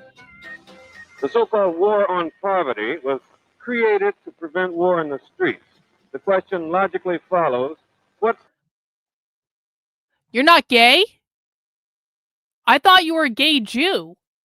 Why have you been lying to me this whole time? The poverty program accomplished. In San Francisco, areas like Hunters Point, the Western Addition, the Mission District, and Chinatown team with unemployed members of minority groups. Poverty planners have mobilized some 35 programs in San Francisco. All told, they will spend more than $8.8 million this year. You see, there were poverty programs in the Mission and in Chinatown, but there was nothing really covering the Tenderloin. And there were a lot of people in the Tenderloin that believed there should be a Central City anti-poverty office. The federal anti-poverty program was based on the assumption that minority groups were held back economically by racial prejudice. Tenderloin activists added a radical new twist, that fighting discrimination against minority sexualities should also be part of the civil rights agenda. The vision we were working on at that point was that there are many needs in the central city that are not being addressed because the people there do not have the political voice. They're not organized. They're not speaking to each other and expressing their concerns in any kind of united voice that draws the attention of the powers that be. And so we knew that finally these people of the Tenderloin, of the central city, had to be empowered to have their own voice. And so we were getting them together, and Vanguard was one expression of that. Vanguard was that little commie group that came into the diner and was handing out their flyers. So this is, again, when I went to that play, this is the flyer they literally handed out at the play. So now let's see how that compares to the actual Vanguard flyer. Vanguard was the first of a new breed of militant gay organizations to emerge from the 60s counterculture. It formed in July 1966, and most of its members were young hustlers and drag queens drawn from the streets of the Tenderloin. Vanguard was an organization, and that's the kindest thing I can say about them. They were an organization. They came together to try to make changes. We heard about Vanguard, but being a person of color, I didn't feel like I belonged. We just felt like, it was a bunch of white radical people, and they're just doing whatever they want to do. Hey, Artemis, what is the left's definition of capitalism? No one else answer this but Artemis Maximus. What is the left's definition of capitalism? Go.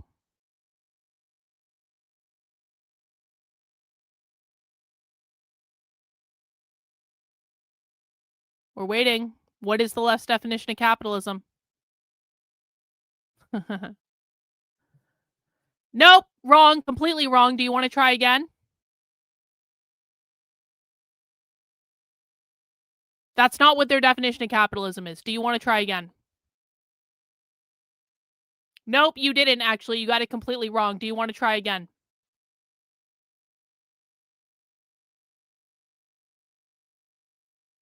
There's a reason we're doing this exercise. I don't give a flying fuck if you're a leftist. That's not the point.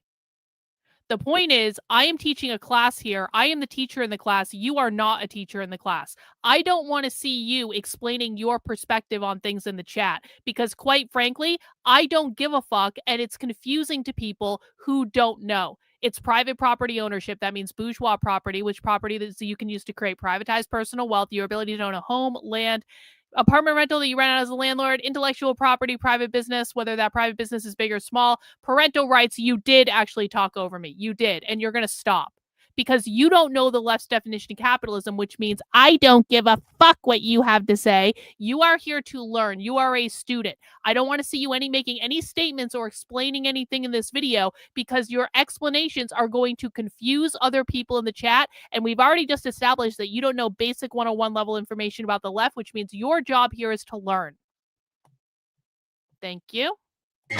Some of the hustlers and the drag queens were the ones that really took charge. This was their organization. You just got put in a 5-minute timeout. Keep talking. You're going to get banned. The Vanguard name that they chose, I think, reflected for them that they're on a cutting edge and that they needed to stand for something. Not exactly. Create something that would give expression to their concerns and their dignity as human beings. No, they were just communists. That to do that in a basically an oppressive society, in a society that said you don't have a right to exist, was in fact to be on the vanguard.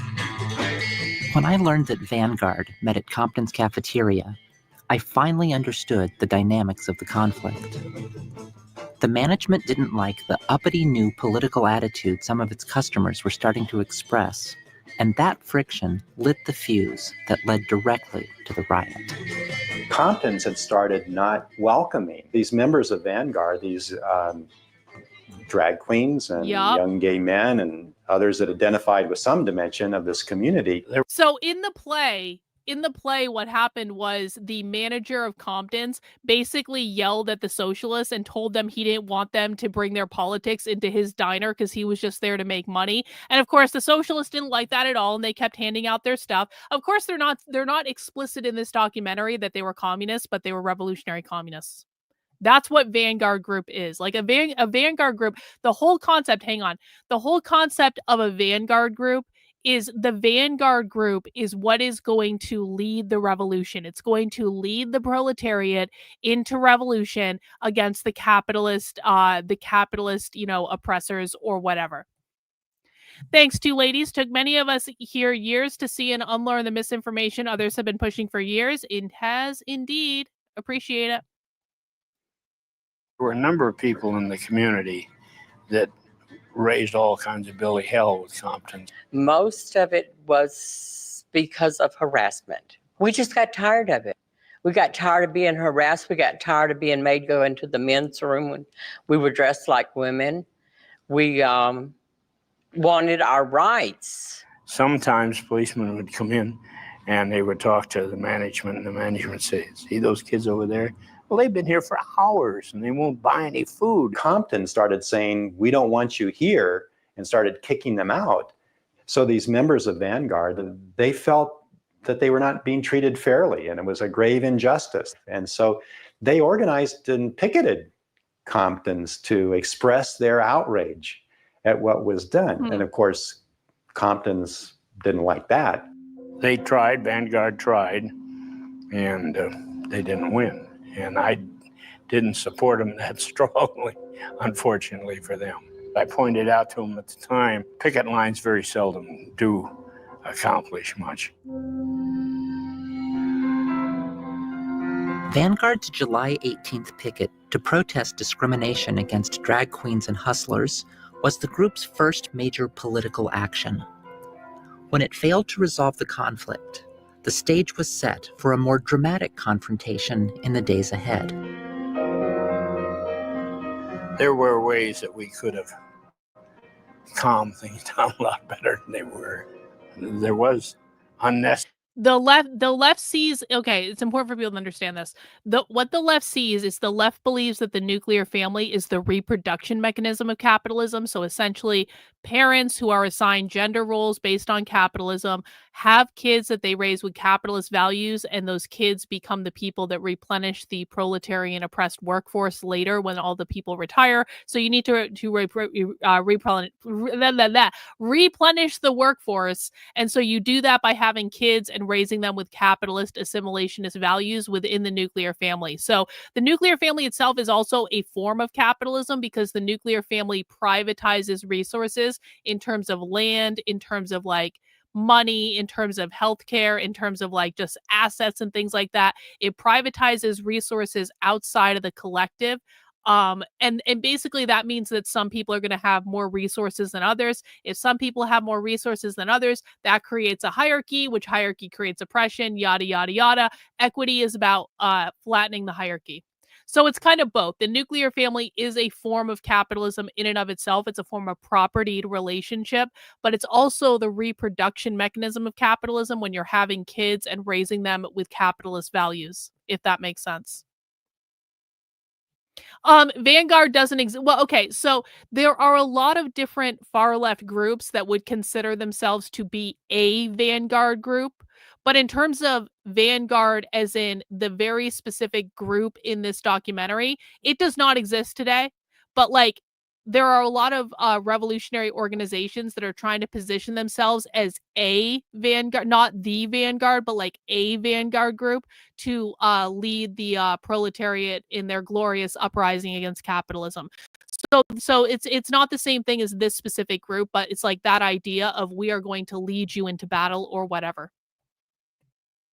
Necessary violence. You don't tell a policeman, get away from me. This is my restaurant. I have a right to be here. The transsexuals got bolder because it was time to make a move.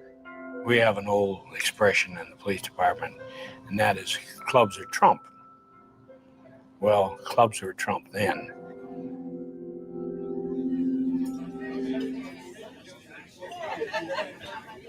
They come down there to raid Compton's to begin with. That's what it was all about.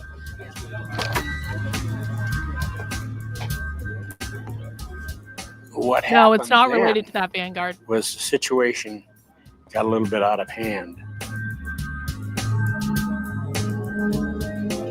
The document that launched my research in the first place said the fighting started when a policeman grabbed one of the queens and she threw her coffee in his face. Someone had thrown coffee in his face, and there was tables turned over. Compton's erupted. People started throwing everything they could get their hands on at the police. Oh, the sugar shakers went through the windows and the glass doors. Okay. I feel like I want to set the stage for this a little bit more. Okay, here's what happened. Thank you, David. I appreciate it. Here's what happened. So you've got years of drag queens kind of like congregating in this space in San Francisco. And lately, in the months leading up to Compton's Cafeteria riot, you had these little communists in the form of the Vanguard group coming in and riling everyone up and saying, do you know what's causing all your problems? The police and capitalism are causing all your problems. And so then one night, the spark gets lit. And I want people to understand how quickly stuff like this can happen. One night, the spark gets lit, where a police officer comes into Compton's Cafeteria riot, just Compton's Cafeteria. He puts his hand on one of the drag queens, and that drag queen responds by throwing their coffee in his face. And then all the other drag queens start throwing their shit, and all of a sudden, you got a riot caused by the police coming in and putting their hands on someone. And this turns into a big old spectacle because all of these people have been riled up against the police and against capitalism by the little communists that had been like recruiting in that cafeteria for months. Does everyone understand the dynamics of this? This didn't just spark out of nowhere. It was like a confluence of events. Grabbed one of the queens, and she threw her coffee in his face. Someone had thrown coffee in his face, and there was tables turned over. Compton's erupted. People started throwing everything they could get their hands on at the police. Oh, the sugar shakers went through the windows and the glass doors. I think I put a sugar shaker through one of those windows. The hustlers kicked the police and punched them, and the drag queens beat them with their heavy purses. The cops retreated outside to call for backup, but cafeteria customers, maybe 60 in all, poured into the streets through the broken doors and windows and kept fighting as the paddy wagons pulled up. All those plate glasses windows here were broken out. And of course they had the paddy wagons, and they were putting people in the paddy wagons as they would come out or start fighting. What happened? I mean, what did people do? Did they run around out here? Just like all up and down the streets? Up and down the street that was over here. Before it was over, a police car was destroyed, the corner newsstand was set on fire, and years of pent-up resentment boiled out into the night. It was the first known instance of collective, militant, queer resistance to police harassment in United States history. The first known instance of all of the queer people and the communists rebelling against the police, setting a police car on fire, creating all sorts of fucking chaos. Anyway.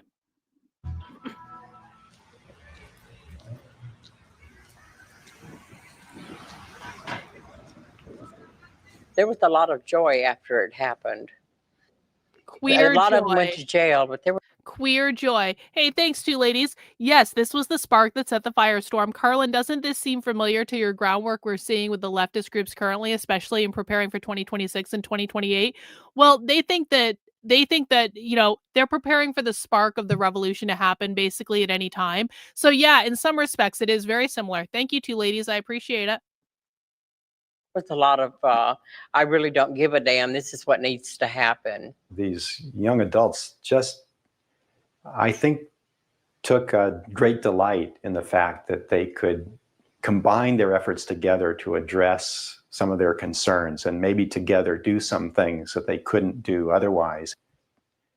Compton started closing at midnight after the riot, and business never quite recovered. A pornography shop took its place when the restaurant folded in 1972. Imagine my The shock. transgender community moved on too in many ways. The circumstances of their lives had been forever changed by what happened that night at the corner of Turk and Taylor. There was a big change, and I'm kind of like, okay, we can dress like women all the time. We don't have to be little feminine hair fairies anymore. We can be who we are inside. The cops just left us alone, so we just did our thing. We bought our women's clothes. We tried our clothes on in the women's store in the dressing room, which they wouldn't let us do it before. So it was just a matter of coming together. As long as the police know that you aren't actually hooking and running the streets and so forth and so on, when they realize that we are sincere in our beliefs of going through the operation and becoming women, both physically as well as mentally, well, then they sort of leave us alone. They don't bother us. They allow us to live our lives.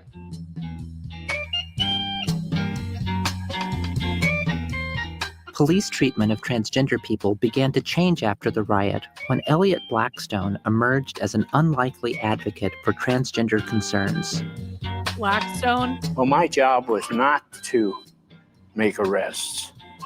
My job was to get people to understand how to live their lifestyle along with the rest of the city. I think that's very important for people. If they want to be left alone, that they have the right to be left alone. That's me. That's not the official police department line. Elliot was a hard one for us to figure out because here he was, this police officer with police community relations in San Francisco. I knew very, very little about sexuality except that I enjoyed sex. But other than that, I didn't know much about it.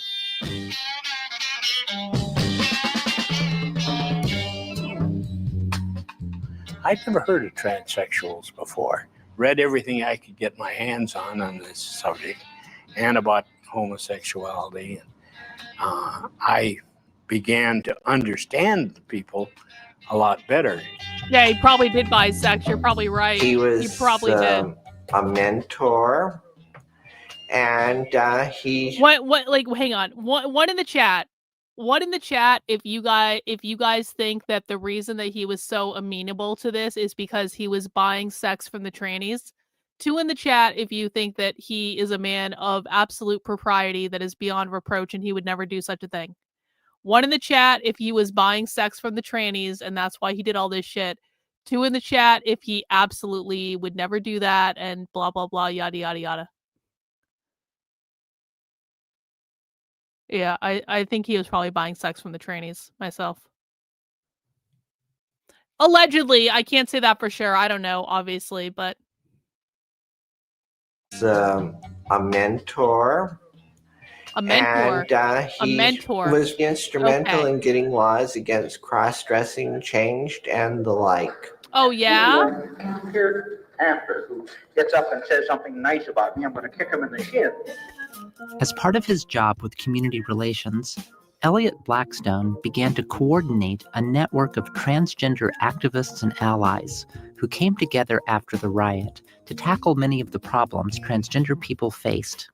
We got programs started for transsexuals, and then we began to get these people in contact with other community services.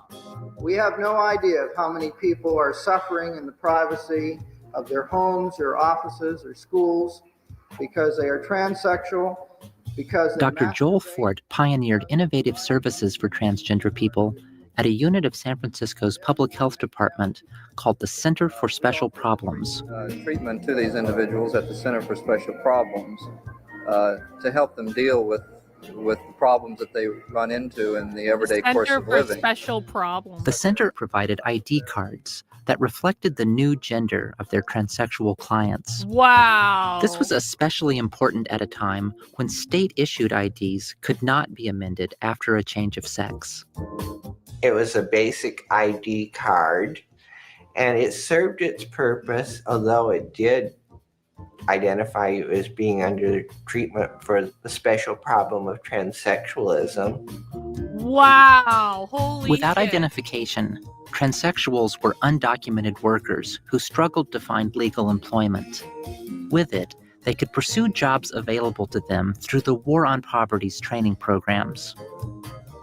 The federal government paid for my education, and I appreciated it because I got to go through the Neighborhood Youth Corps to get my education as a clerk typist and then go on to be a secretary. It made a big difference. It made me realize that I could achieve and get anything I wanted to. In 1968, Stanford University Medical Center opened a new clinic for surgical sex reassignment, the first in the San Francisco Bay Area. Local access to transsexual surgery finally allowed many former queens to move on with their lives. I went and saw Dr. Benjamin, and Dr. Benjamin told me about the Stanford program, which was just starting at that particular point, and offered to help me get into the Stanford program. Hey, does anyone want to guess who just named Susan Stryker a distinguished professor in like the gender studies department? Reagan said this earlier, so if you were paying attention in the chat. Susan Stryker is the trainee producer of this documentary, preeminent queer historian. Who just named Susan Stryker a distinguished professor, do you think? Who do you guys think? Yeah, it was Stanford. Yeah. Stanford just named Susan Stryker a distinguished professor. But remember, guys, woke is dead. Trump fixed all of it. There's no more woke in any college anywhere. It's not that the most preeminent queer historian and revolutionary communist Susan Stryker was just named as a distinguished professor at Stanford in the gender and sexuality department or something, or some research center.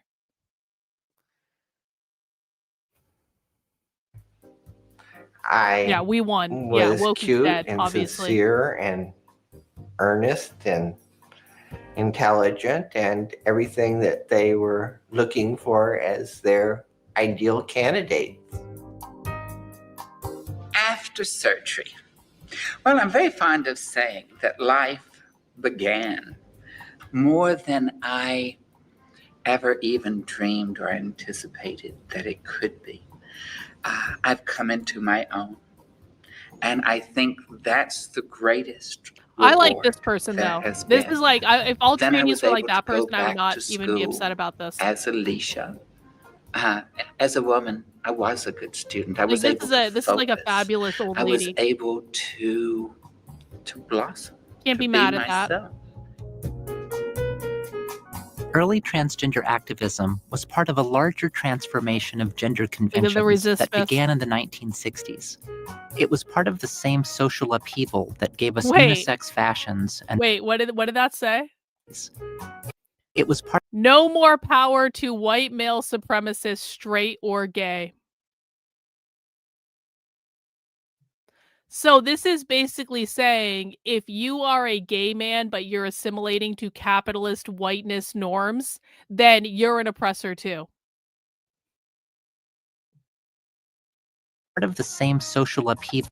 What else does it say? I may be your daughter. That gave us unisex fashions and radical feminism, glam rock, and gay liberation. The riot at Compton's was an unsung episode in that momentous shift.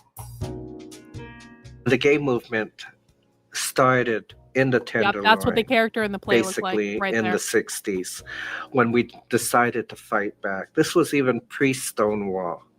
We decided to fight back because we were tired of being harassed by the police or to be used as scapegoats, as being called derelicts and degenerates. So we stuck up for gay people, and we were all one community. These things that we were enabling and encouraging, like Vanguard, were commies. Perhaps helping to awaken that, first of all, that yes, we can love ourselves and we can affirm ourselves, and yes, we have a right to exist, and we can grab hold of that and claim that. And as the healing happens in people's lives, that's when we can begin to see the larger picture. I am so proud of those women who fought at Compton's on that hot August night back in 1966. Learning about their lives taught me lessons I never learned in graduate school about how powerful history can be. Transgender people today need to change a world that still denies us many of our basic human rights. Knowing what happened that night at Compton's brings the power of our history to bear on that struggle. I didn't realize they had such extensive archives there. Out of Compton's came some very beautiful, beautiful women. We felt good. And that's the most interesting part of it, is because once you feel good about yourself, nobody can hurt you. Nobody can come in and turn anything around that you don't want. I don't look at my life as being tragic or having a lot of tragedy, or if I did, I just looked at it, this is just a stepping stone, keep moving. That's why, like I said, if I ever wrote a book, I would call it Wild as the Wind, because that's how I felt. The wind just would sweep you away, and you could never get caught. And you just keep flying on like you're just out there and you're yourself.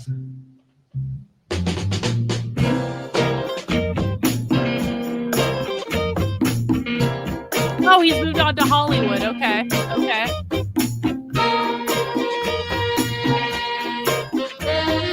A Playboy buddy and a high school drama teacher. That's great.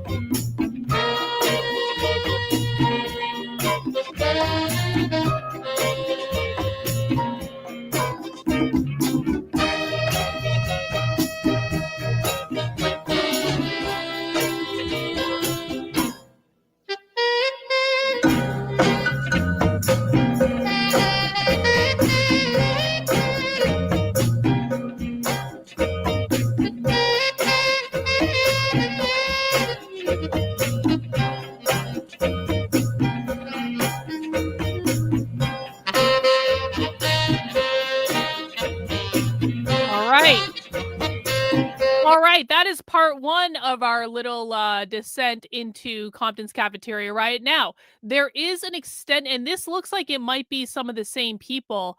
So Susan Stryker, when Susan Stryker was doing the research for the documentary that we just saw, the GLBT Historical Society has the archive of the material that Susan Stryker was using. The GLBT Historical Society is in the Castro in San Francisco, so it's in like the gay area, and they have a museum and stuff like that. I didn't realize they had such an extensive archive, if I'm going to be honest. I kind of want to see if I can get access to that archive now, but that would also require me going back to San Francisco, which I'm not necessarily inclined to do right this second, but I'm going to just file that one away. Anyway, there is a 2-hour kind of like discussion, Compton's Cafeteria Riot and the legacy of police violence. This was posted on their YouTube channel like 5 years ago. I want to just start watching this to see if there's anything additional that we get from this that we didn't get from the documentary. But you can go for me, Trendlin. Thank you. I appreciate your service. But before we do that, let's just take a break. We've just watched a documentary. We've already been streaming for 2 hours. Amalek sent me a video that he swears everyone is going to enjoy. Now, I'm a little nervous about playing this video, if I'm honest about it, but just as a break, if you need to go take a break or have a snack or something like that, just to kind of like, this is like an intermission, okay? I have no idea what this video is, but Amalek said that he wanted me to watch it, and he said that you guys might like it. What could possibly go wrong? What could possibly go wrong? So he is responding to this guy, and this guy runs the whites only community. And he says, listen, I'm going to say what I believe, regardless of what the current trends are. If someone makes a compelling argument or brings compelling evidence, I'll change my mind. No amount of sarcasm. Okay, very reasonable, very reasonable. What did Amalek have to say in Audrey response? Hepburn, Fangoria, Harry Houdini, and croquet. You can't swim, you can't dance, and you don't know karate. Face it, you're never going to make it. I don't want to make it. I just wanna. Lived in a black neighborhood for quite a while. I saw how they treated white people.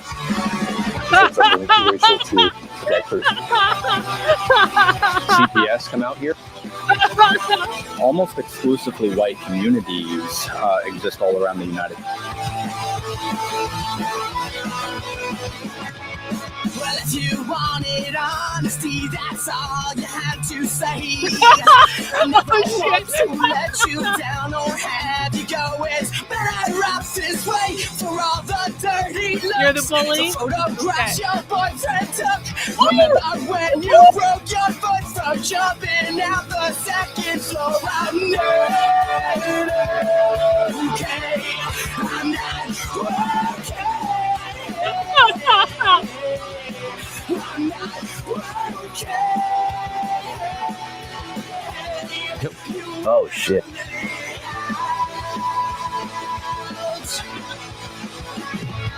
What will it take to show you that it's not the life it seems?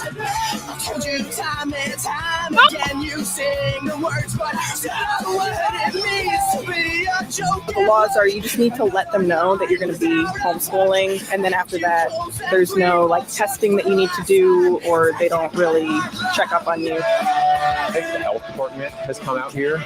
Complaints, they just blanket made complaints to everyone. I mean, I do have my but I think that's just historically relevant. There's a little piece of me that knows that all of this is a little fake and gay, right? It seems like an interesting subject, but it isn't.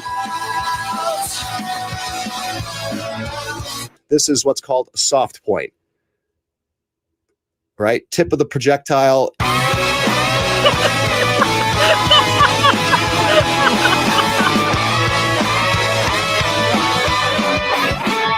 It's not very good, and yet all the hate is on white males. You know, our culture. You know, after seeing this, do you think what we're doing is immoral? Really went after us was the r/Jewish subreddit. Establish a place where we have the white nation. But you really need to listen to me, because I'm telling you the truth. I mean this, I'm okay. Trust me. I'm not okay. My identity group, white American. Its founder says he is building a fortress.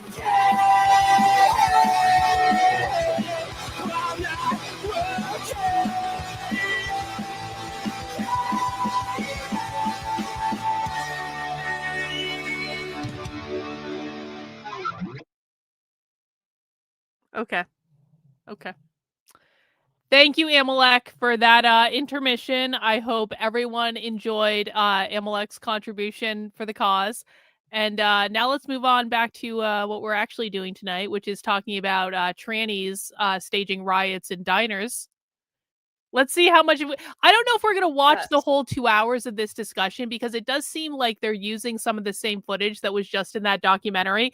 But I do want to watch a little bit to see kind of like if we learn anything new or getting any different perspectives or things like that. So let's hang out and do this.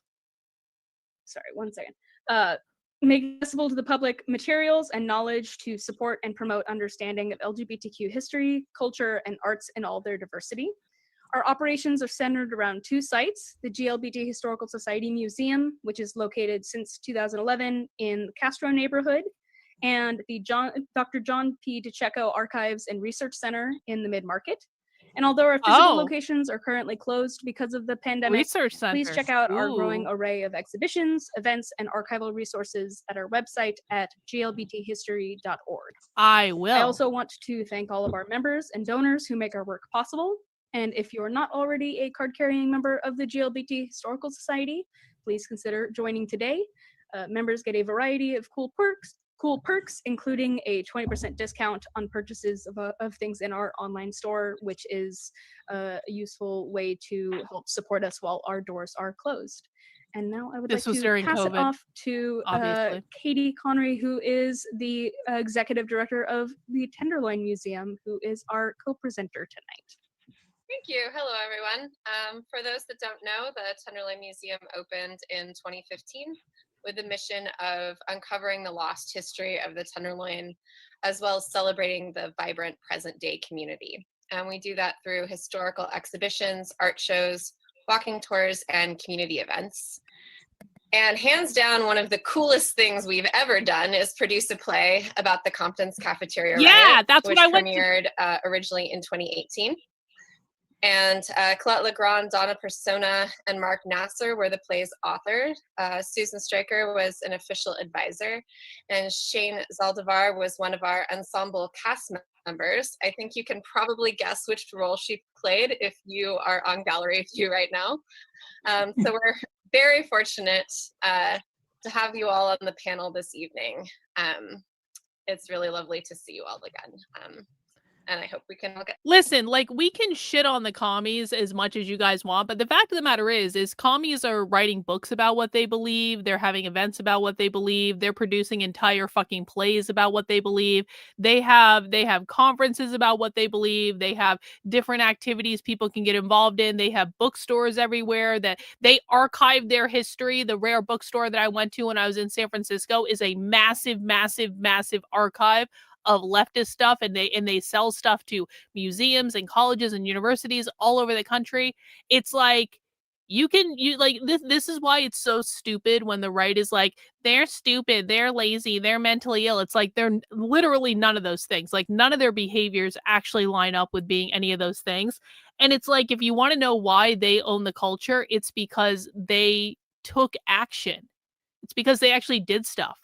Like, we don't produce play. We like this Compton's Cafeteria Riot play. I'm deadly serious when I say, if you're in the Bay Area, you should get tickets and go, because it is very well done. It is extremely well done. It's like being immersed in a little leftist piece of history. And it's like, we don't do shit like that. One of the reasons I write so many effing books, and I have so many books I have on my list that I'm working on, is because no one on our side is writing fucking books. It's like, no one on our side is producing these materials. No one on our side is having these events. No one on our side has our own publishing companies. No one on our side has our own bookstores. We aren't doing any of this shit. This is why they win and we lose. Together in person sometime soon when it's safe. The modern LGBTQ civil rights movement began in San Francisco's Tenderloin, and that is really a cornerstone of the Tenderloin Museum's permanent exhibition and public programming, and a history that we're very proud to showcase. And we've been fortunate enough to partner with Shane, Donna, Colette, Susan many times in the past. And it's been an honor to collaborate with the GLBT Historical Society as well. So without further ado, we are going to watch Susan Stryker and Victor Silverman's seminal film, Screaming Queens, The Riot at Compton's Cafeteria. And please be sure to stick around for the post-film discussion.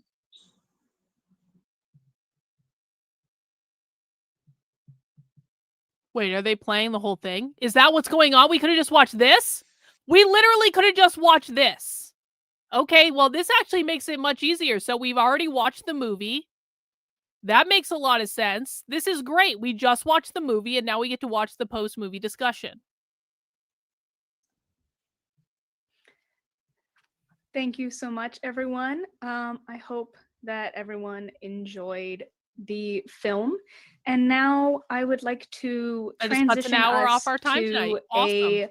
wonderful conversation. I would like to bring up the creators of the film, and also one of the folks that is responsible for why we know about the Compton's Riot today. I would like to bring on Susan Stryker and Victor Silverman. So let me just get us into a gallery view here. Wonderful. Hi. How are the two of you doing? They're doing well, thanks. Good. Thank you so much for coming on and chatting with us and joining us tonight. I just wanted to start off a really, a brief conversation. I wanted to talk with the both of you about the process of creating the film, what was going on at the time that you decided to create this, that made you decide that a documentary that would go out would be the most effective way to tell this story.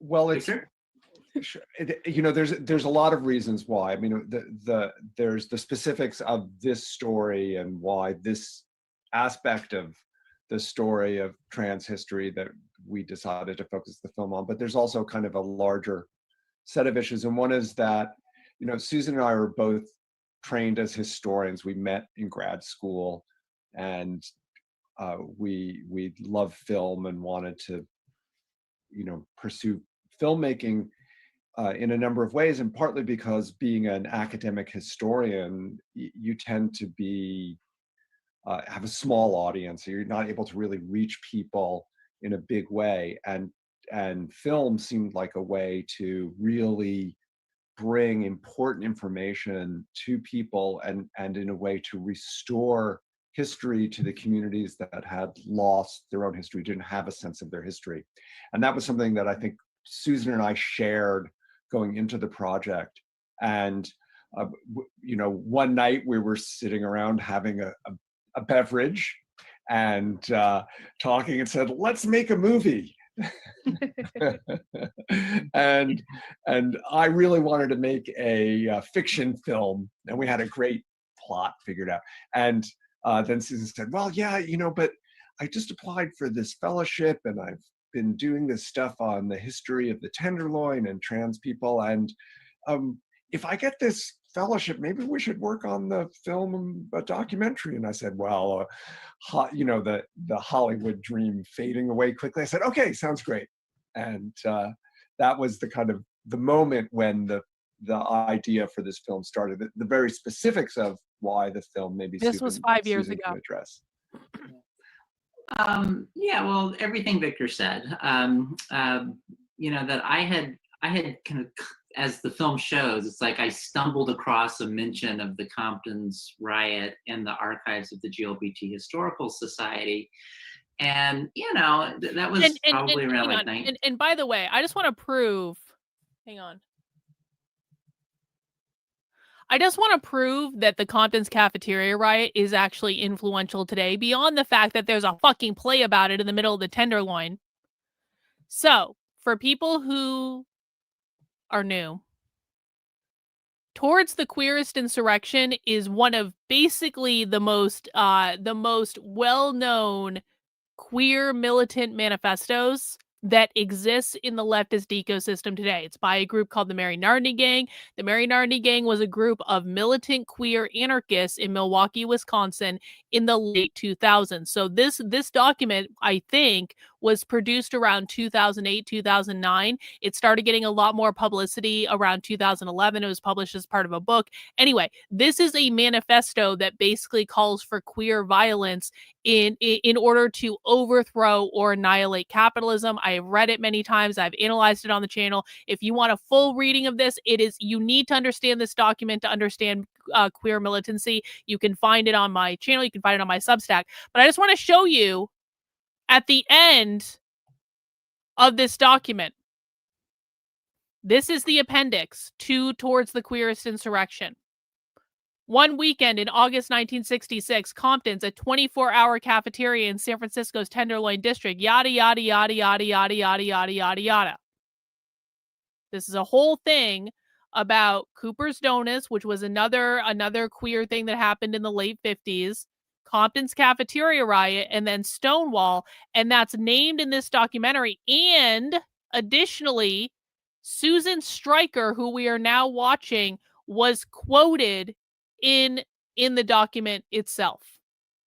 So, I always want to make sure that people understand what I do is I look directly at what is influencing the left today in real time. These documents are handed out at anarchist book fairs today. I know because I got it at an anarchist book fair in the Bay Area. I also got the same documents at the anarchist book fair in Seattle. I also got the same documents back at the event that I was at the other day that I got kicked out of before I got kicked out. So they are reading these documents now. These documents are in their ecosystem now. We're watching the origin point of where the ideology started to form and mutate into what it is today, because queer Marxism is a mutation. It is a mutation of basically, like, you know, the philosophy of the left, like Marx and Engels and Marcuse and Hegel and all this stuff. Like, that's the philosophy. I call those the dead philosophers. It's not as though it's not relevant, but it's not necessarily exactly what's being implemented today. Queer Marxism as an ideology started evolving around the time period of the documentary we're watching tonight, and it mutated and gained another form that was not there in the original philosophy. But it is there today, and it is still highly influential to today's far-left queer militants, literally right now. So is Armed Queers of Salt Lake City related to this? Yes, I believe so. They are radical queer militants. Are they that influential? I mean, no, not really. But like, are they kind of like in this tradition? Yes, but yeah. I do believe that they are anti-capitalist and anti-assimilationist based on what I've seen. Actually, no, I know that for sure. I know that for sure because some bitch I know posted like their manifesto or something. So yeah, they are related to this, but I would be very careful to not use them as like a prime example that you look towards for everything just because you know who they are, because some influencer posted about it on social media, because Andy No doesn't understand any of what I just explained at all. Anyway, back to this. 1991 or 92. And, you know, I kind of had this like, what? You know, I've never heard of this. It's like, yeah, is it really a thing? I don't know. But, you know, when I was working at the archives, you know, I would just, you know, I would go, I went through every box in the archives that, you know, was there at the time. I read every, you know, periodical publication and newspaper and looked at every piece of ephemera that came in. You know, I mean, the archives is a lot bigger now than it was, you know, 25, 30 years ago. But, you know, anytime I would see something about the Comptons or the Tenderloin or whatever, it's just like, you know, I'd stick it in a folder, go like, oh, here's another piece of the puzzle. And over time, it was like, huh, you know, I think this thing really did happen. There's lots of little corroborating pieces of evidence that it was a thing. And so as Victor mentioned, I did apply for a Social Science Research Council grant to fund me doing research on trans history in San Francisco. And you had to have a dissemination plan for your research findings. And I very cheekily said, well, I'll make a documentary film about it. About my research. That's how I will disseminate my research.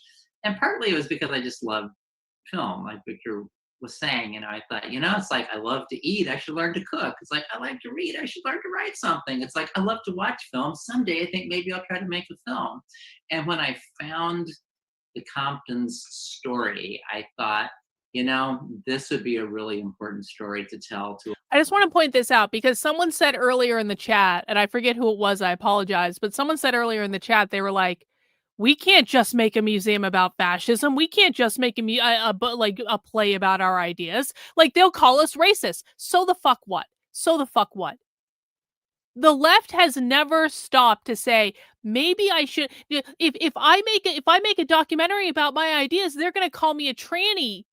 And they're going to call me all sorts of names, and they're going to call me a man, and they're going to say, you don't know what a woman is. Like, the left doesn't think like that. The left doesn't stop itself. Every day, the left is like, oh, I want to make a film. I like films. I like documentaries. I'm going to tell my story with a documentary because they believe their stories are worth telling. Whereas our side goes, no, we can't do that. They're going to call us a racist. So the fuck what?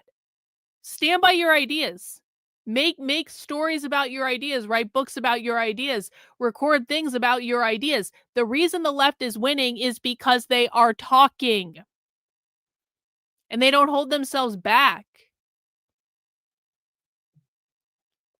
A broad audience, not just I don't give a flying to, fuck about Erica Kirk.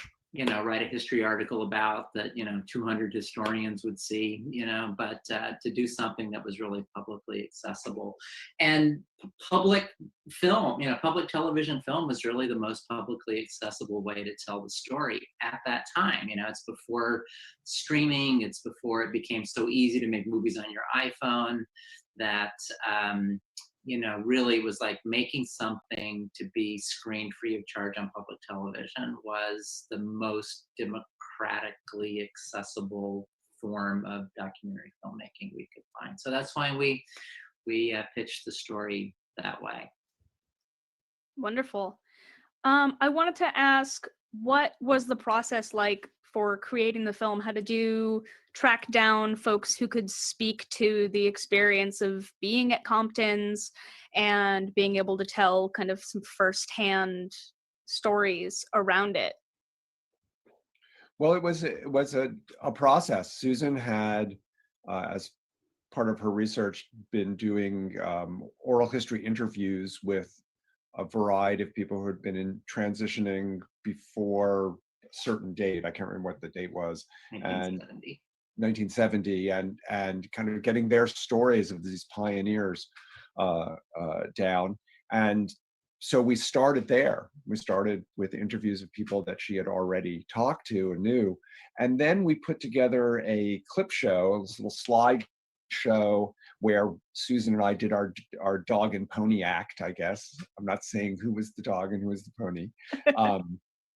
And we did it events around, and people would volunteer that they knew someone or that they'd heard someone, and we went through networks like that.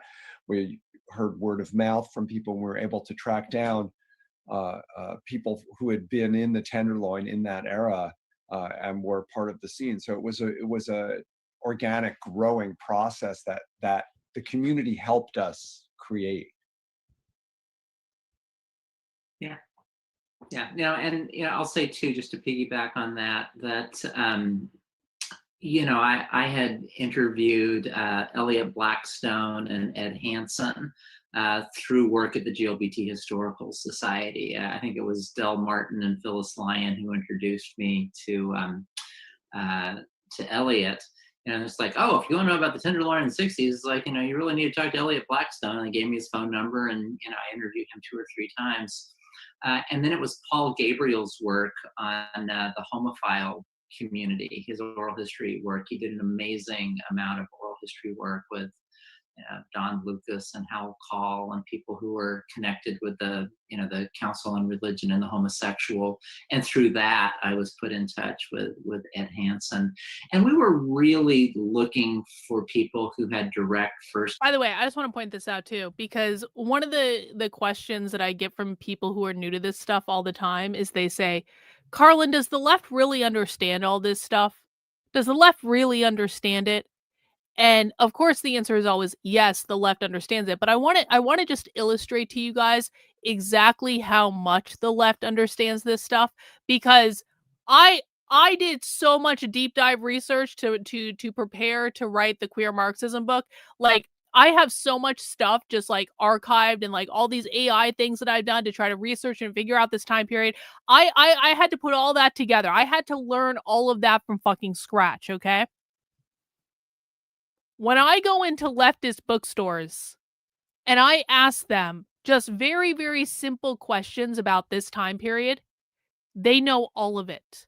They know about the Mattachine Society. They know about the Daughters Abilitas, or however you pronounce it. They know about Compton's Cafeteria Riot. They know about the ACT UP movement. They know about all of it. They know about the queer core movement. We had to figure out all this stuff on our own. There's no one on our side who knows what this is. But the left always knows. They know the historical references. They know. I went into a queer bookstore in San Francisco, not this past time, but the time before, and I was just asking them about, like, where can I find certain things, stuff like that. They gave me a whole fucking history of this because the museum there was covering this, and they all went to the exhibit and yada yada yada. The left understands their history. They understand how they got here. It is our side who doesn't understand. Yeah, it's their lore. That's exactly right. This is their lore, and they all know it. Hand knowledge of what the Tenderloin was like in the 1960s. So those are the people that we prioritized in our interviewing. So, yeah. Fantastic. We just have a little bit of time here, but we're going to go into this more in our conversation with everyone closer to the end of this event. But I wanted to ask the both of you, what, there's no more Gene Comptons. That space is, I think, currently being used to fund some private prisons. I wanted to ask what is your hope in the work that you've done in creating this film, as well as the research that has been unveiled about Comptons? What do you think? What do you hope people will come away from it in terms of the moment that we're at right now? Yeah. Well, I'll just jump in here. Maybe Victor can add some in just a second. But I think one of the most important things that history can do, sort of as a profession or as a practice of truth, in public, is that it's a storytelling practice that confers realness on the past. It's just like we don't remember things a lot of the times. It's just like things happen, they fall out of memory, and that what a historian can do is like tell a story that is empirically based in a way that that brings its realness back, which I think is kind of a trans thing, because that's what trans is all about too. I think it's about making your identities real. So my goal in telling that story of trans resistance to police violence, to incarceration, to gentrification, it's like as part of neighborhood organizing, as part of civil rights activism, as part of advocacy for healthcare, is to say that these issues that we deal with now have a long history, and trans people have been dealing with them for a long time. There's nothing new about this, and that we can reactivate that history of resistance. It's like, I think it is a resource to draw on, that we need to know that we have struggled and won in the past, and that in a different context, there's a famous U.S. politician who said that the price of freedom is eternal vigilance, and I do think that is true when you're talking about minority rights and ability to live a minoritized life. It's like there's always something that's trying to encroach on that, and we have to remember that resistance is possible. It has been successful. And that it is still needed in the Tenderloin. You just mentioned that the building that housed the old Compton's Cafeteria, the SRO hotel above that, is now operated as a private for-profit incarceration facility. It is a halfway house that is leased by Geo Group, which is one of the world's largest private prison companies. It is literally a private incarceration facility masquerading as an SRO hotel or a low-income apartment building.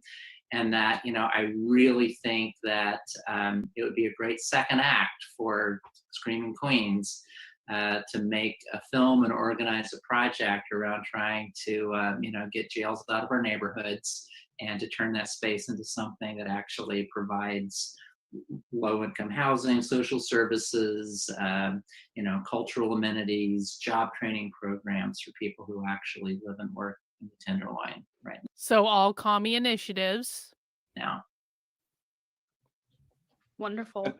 Oh, sorry, go ahead, Victor. Yeah, I just want to add to that, that the film succeeded beyond our wildest expectations in accomplishing just what Susan was talking about, hoping that it would do what we had hoped it would do, in the sense that it helped people in the trans community and recognize their own history, and it helped people in the wider queer community and the wider society as a whole to recognize this long history of dignity, of human lives, of the fight for justice that people had gone through in order to create the world that we now have. And that accomplishment put the Compton's Cafeteria riot on the map. No, it hadn't been heard of before.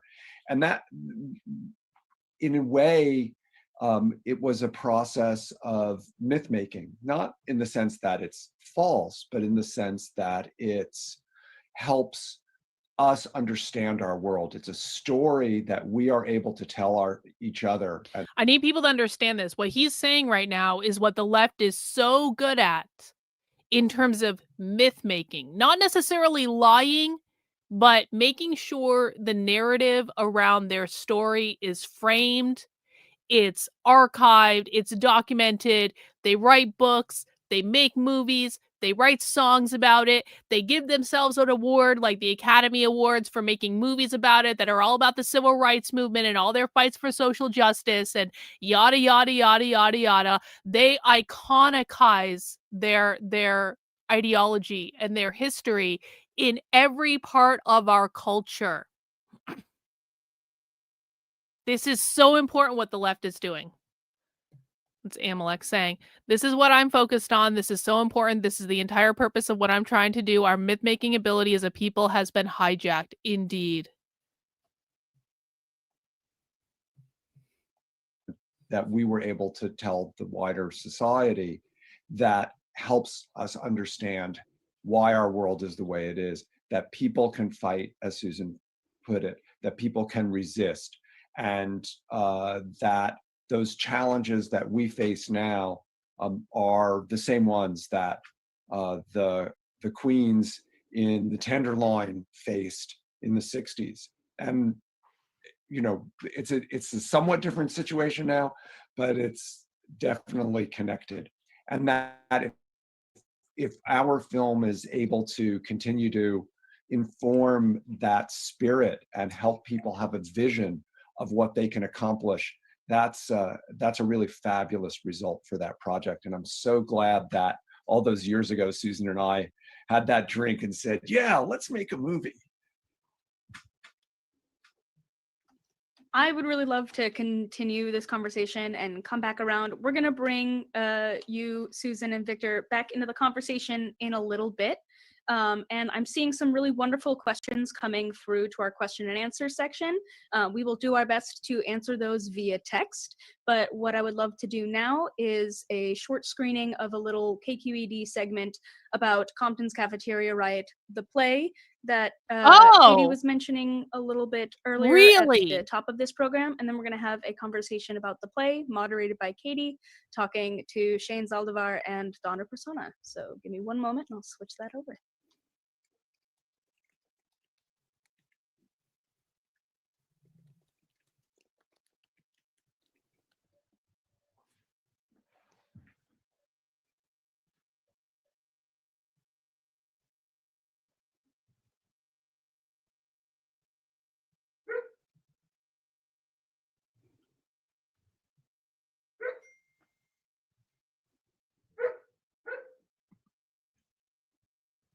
I'm so glad you guys are going to get to see this, because this play is crazy.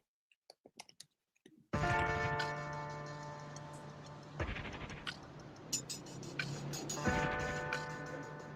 not even supposed to be here.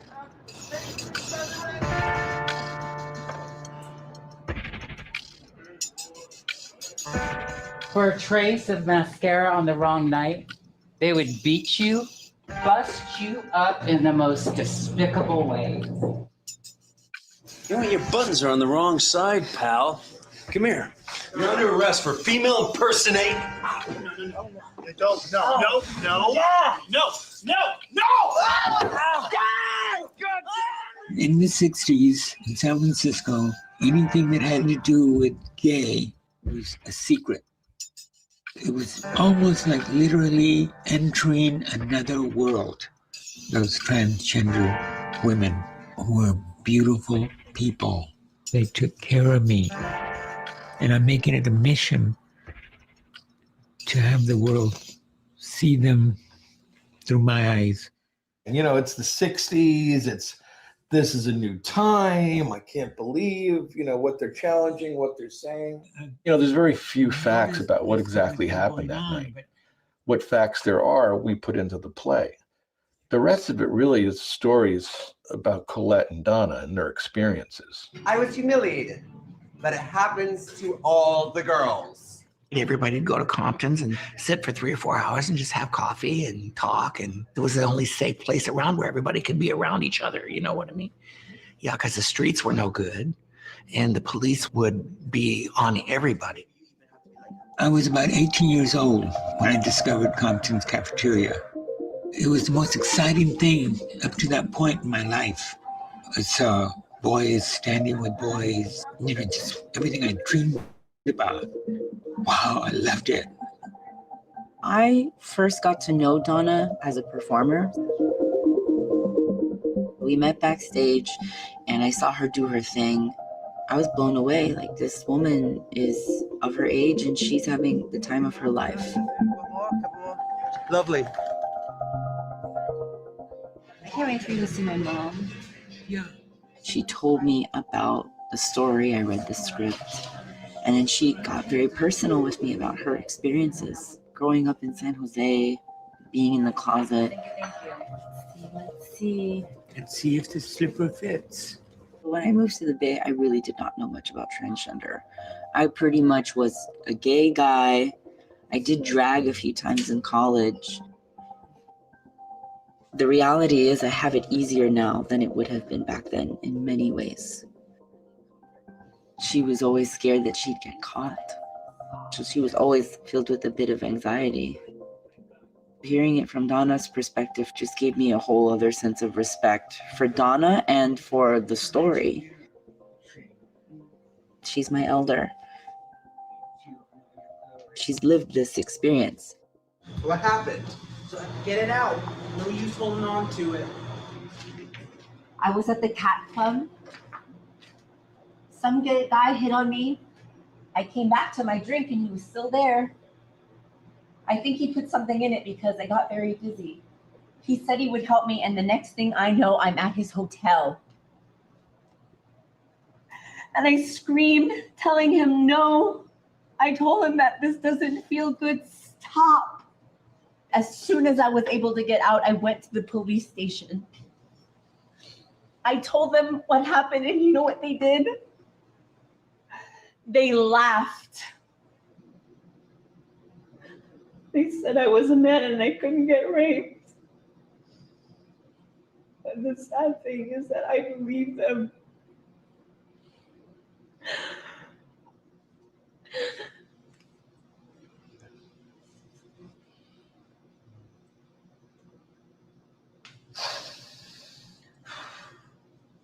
I've had some sleepless nights. It's almost like going through it again for me. And that's not so easy.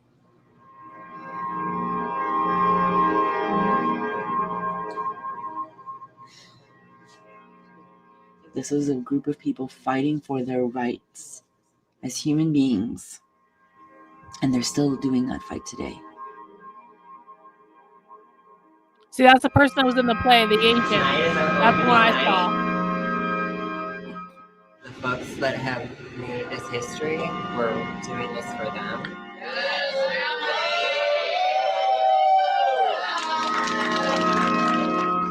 I was at the cat club the other night. Some guy hit on me. He was handsome, older, but then he got a little weird. So I went to the dance. I'm willing to sacrifice. I'm willing to go through it again and again because I believe, unfortunately, most of them died not fully understanding what they'd hoped, that they were just normal, good people. I know that now, even if they don't know about it, we're giving them valid. The majority of these are the exact same actors that are doing it today, by the way. This was like what, like this was like years and years and years ago.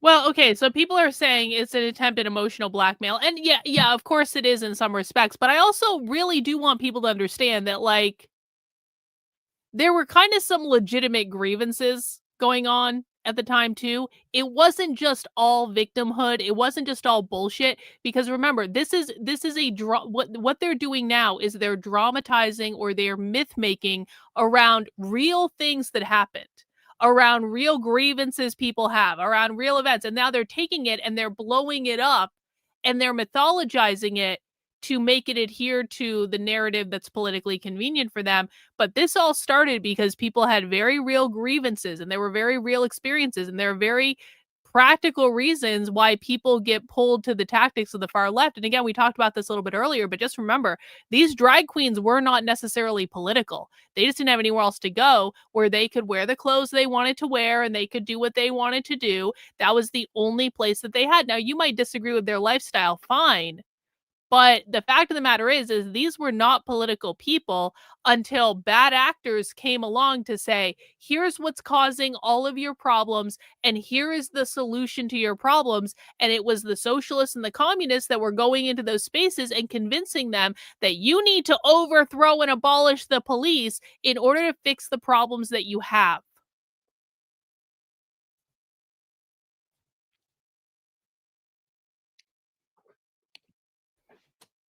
Hello. Hi there. So for those of you just joining us, that was a short by KQED about the Tenderloin Museum's play, The Compton's Cafeteria Riot, which was written by Mark Nasser, Donna Persona, and Colette Legrand, and was produced in 2018. We plan to restage it this summer, and that did not happen for very obvious reasons. But we remain very dedicated to the project, and we hope we can invite you back to experience the play next year. So, Donna, I think that you're muted. But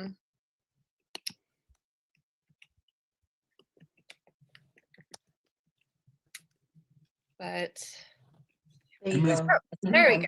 Hello. So Donna, I'd love to hear a little bit more about your experiences in the Tenderloin in the 60s and with Compton's Cafeteria. Okay, can you hear me now? Yeah. Can you hear me now?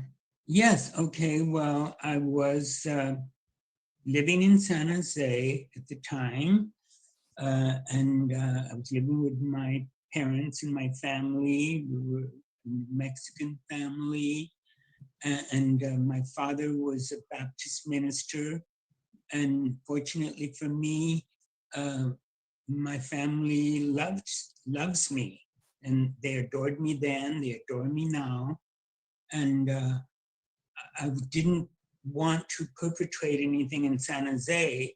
I was living, as I said before in that little clip, I was having secrets. I had secrets all to myself. And back then, there was nothing, no community for me at all. And there was no anything that looked like what I wanted to be a part of. So I got a hint, the idea that if I came to San Francisco, actually, this is a funny story, my father would substitute preach in San Francisco when I was 8, 9, 10 years old. And I remember seeing one Sunday in San Francisco, some someone that looked like a boy, guy, walking across the street, and his eyebrows were shaved off. And I thought, that means something. I'm going to come back to this town someday. So, he was Mr. White Rabbit. yes. It was a message to me that came through. But so a little later on, I got on a Greyhound bus and I came to San Francisco, and I couldn't go to bars, so I was too young. So I just walked around, and happily for me, I happened upon Compton's Cafeteria. And, from a block away or across the street, I saw these beautiful women who were a little bit overdressed. They were glamorous and in the Tenderloin, okay?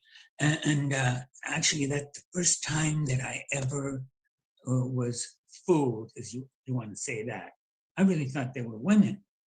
And so I gravitated toward them, and I went into Compton's with them. And I started to hang out with them. I got to know them too, and I found out that they were born biologically they were men. But for me, and Amanda in the film Screaming Queen says it, I was in a wonderland. I came to a place, and it as everyone knows, it had all the bad elements, quote unquote, gambling, drug doing and dealing, and theft and prostitution, all manner of criminality. But to me, it was Disneyland, the happiest place in the world, because I could relax my shoulders and there was nothing bad energy coming to me. And I really felt like this is kind of home for me. So yes, it was, although it had all those dangerous elements, it was just the most thrilling, beautiful fantasy lives that I can imagine. And I saw these women and gay hustlers and things, and I learned from them that they became a family unto themselves with each other. Families of choice. And they really took care of each other, and they came. All of the sex workers and the trannies and the drag queens, they were kicked out by their family. Their family doesn't love them anymore. When they came out, their family kicked them out the house and told them to go away. And then they came to the Tenderloin, where they became a family of choice with each other. Do you see where these ideas come from? They queered the family in the Tenderloin. To take care of me. And I want to share this one little image that was in the Tenderloin. Some of the girls, I would follow them. I went with them to their home, a hotel. And there was 5 or 6 of them that would pay the rent, and they would have shifts on who could have the bed, 2 of them at a time at different times. And this image that will never, ever leave my mind is the basin to wash your face. And at that time, there was no cabinet. It was just this basin there out of nowhere on the wall. And it was filled with dirty makeup. I love that. So, the girls would make themselves glamorous and beautiful. Yeah. So those are some of my memories. And the whole place, many blocks there, there was all kinds of excitement going on. And yes, it was beautiful to me. Yes. So Shane, how did you become involved with the play? And just talk a bit about your experiences with the play and with your relationship with Donna. So I moved to San Francisco back in the beginning of 2014. I had moved from Florida, and those first few years kind of just being in San Francisco were a roller coaster, just trying to learn about myself, learn how to navigate. But a little bit of that Wonderland feeling came over me too, right? There's drag queens that are around and are accessible. There's glitter on these streets and all these different things. And eventually, once I started getting into drag, I had met Donna back in, I forget the year, but I remember the venue. It was Balancoire, for Ain't Your Mama's drag show back in the day. Cruise and Duluth show. Yes, it was a wonderful show. It was 8 p.m. It was all ages. I'm about it. But that was the first time I met Donna, and we were backstage, and you know, it was very cordial when we connected, but like after seeing her perform, I was kind of blown away. Like I said, wow, this is somebody that is living their life. And we connected after, and I remember Donna kind of like tapping my shoulder maybe the second time around that we saw each other, and was like, hey, there's this thing I'm doing that I want to talk to you about. I can't talk to you about it now, and I can't really tell you more about it, but I'll tell you later. And this, it was so mysterious. And after that moment, we still kind of kept running into each other in different venues and stuff. And I always knew, oh, there's this thing. And eventually I learned that this is the play that she's been writing with Mark Nasser and Colette Brand. She's been meeting every week. So then once the play started to get rolling, they're like, okay, this is the thing I wanted to talk to you about. There's this play. So eventually I met Mark, got to learn a bit more about the script, and was just really blown away. Like, this is a piece of history I didn't really know about. And at that point, what was even better was then Donna started to kind of reveal more of the stories that had happened to her during this time. And that for me was really exciting on top of the project. And that's kind of how I got to learn more about the Compton's Cafeteria riot and the play. Nice. A question for both of you. What does the play mean to you, and why do you feel like it's relevant for 2020? Okay, well, I'll start. The story to me means that it's a community that I most connect with. When I was going there, what I described before, I didn't know that was something that was going to be in my future. I didn't know that, so they kind of showed me like this is something you might be for you, something that might be for you. But I want to say that I went away from them. I left them, and this was before the riot.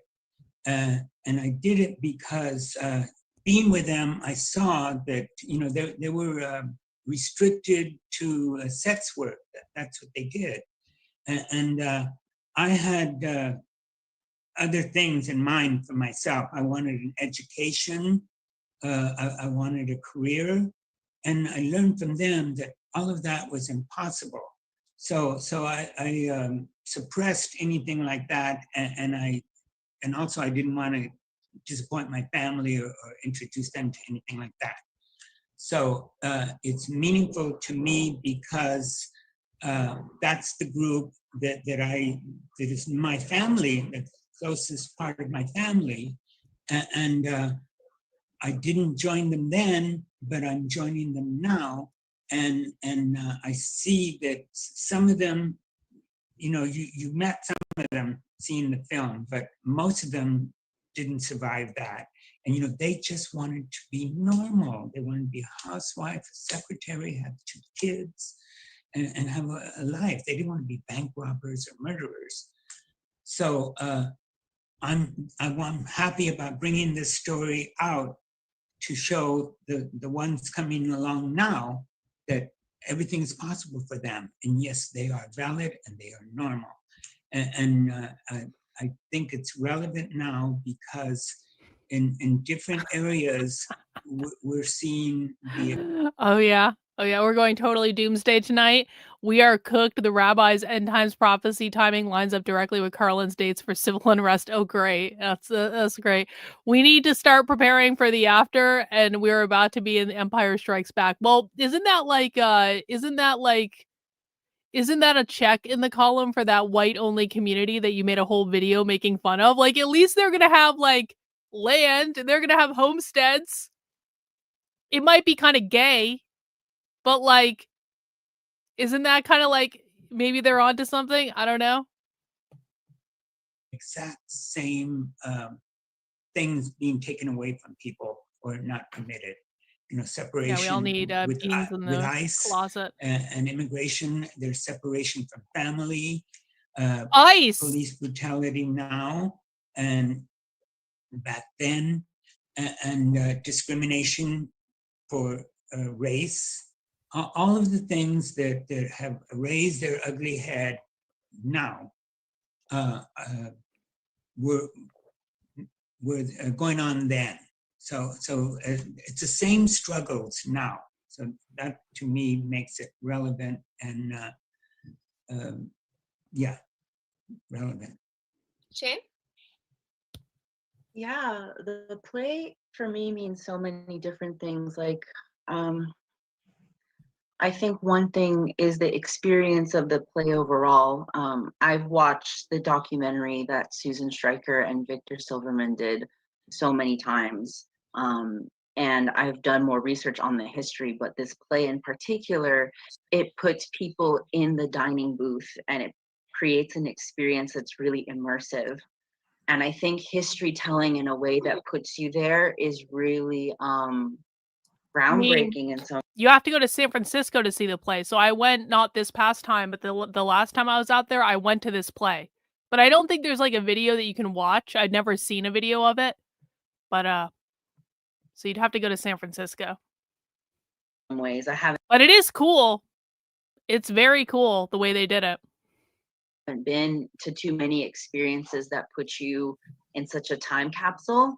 And I really enjoyed that experience, particularly with the play, because you were seeing this experience kind of take place all around you. You were interacting with characters. You weren't No, just watching it a is show. it is legitimately good. It's legitimately good. Like I was showing these pictures. I don't think you were here earlier.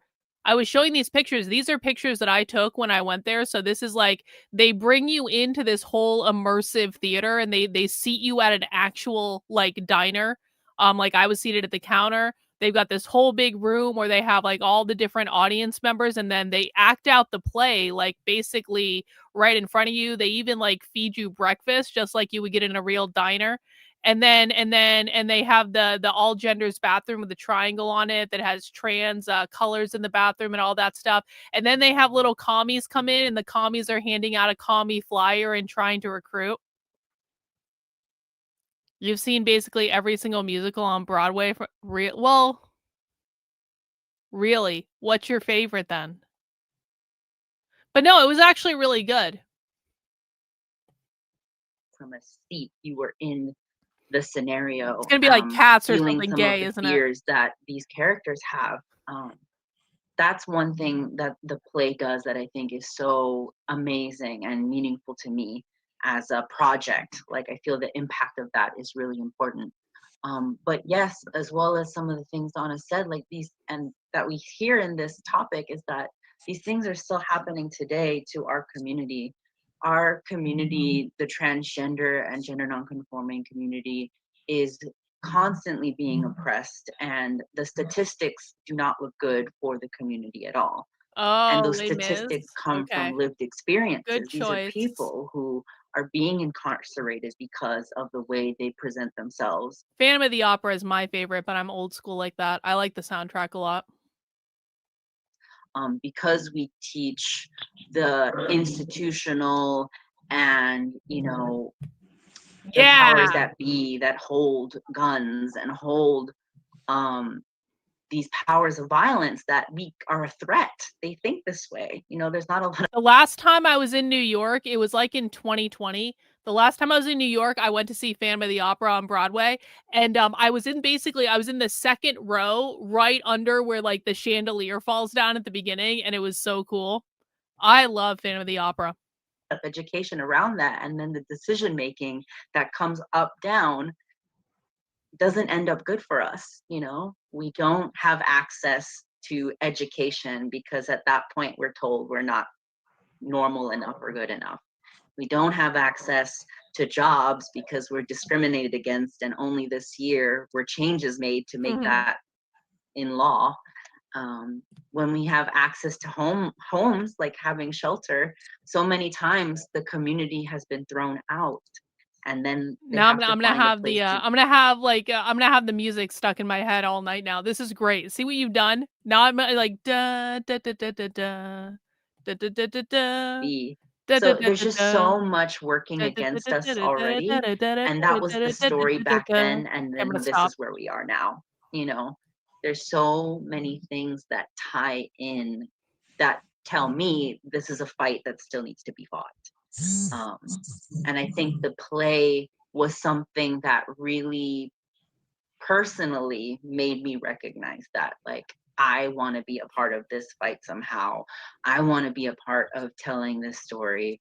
And I think, I don't want to speak on behalf of my full cast, but what inspires me from the cast is there's so many people there who are similarly passionate about making inclusive spaces, talking about these things outside of the play. I haven't. You know, so the project itself has been really inspiring as a project, and also the effect of what it can do, addressing kind of these inequities that have existed for so long. Yeah, when Mike Seeley approached me about KQED doing a piece, like, I felt like the relationship between like the older generation of the writers and the younger generation of the cast was like one of the more interesting things about the story, or our story of the production. So I really pointed him in the direction. Here's what we're gonna do. We're gonna get Amalek a plane ticket from his undisclosed location to San Francisco, and when we send him to this play, we're gonna send him with Google glasses so that he can record the whole thing and like actually make a video of the play. I wish I had been recording it. I really do. Because I wanted to actually just have the experience of going, but I fucking wish I had recorded this play because there were so many good calmy moments in it. So we're gonna crowdfund and we're gonna send Amalek to San Francisco when the play is running again, and we're gonna get him to go to the play, and we're gonna give him Google glasses. Yeah, you probably, like, unironically, you probably could actually blend in better than I did.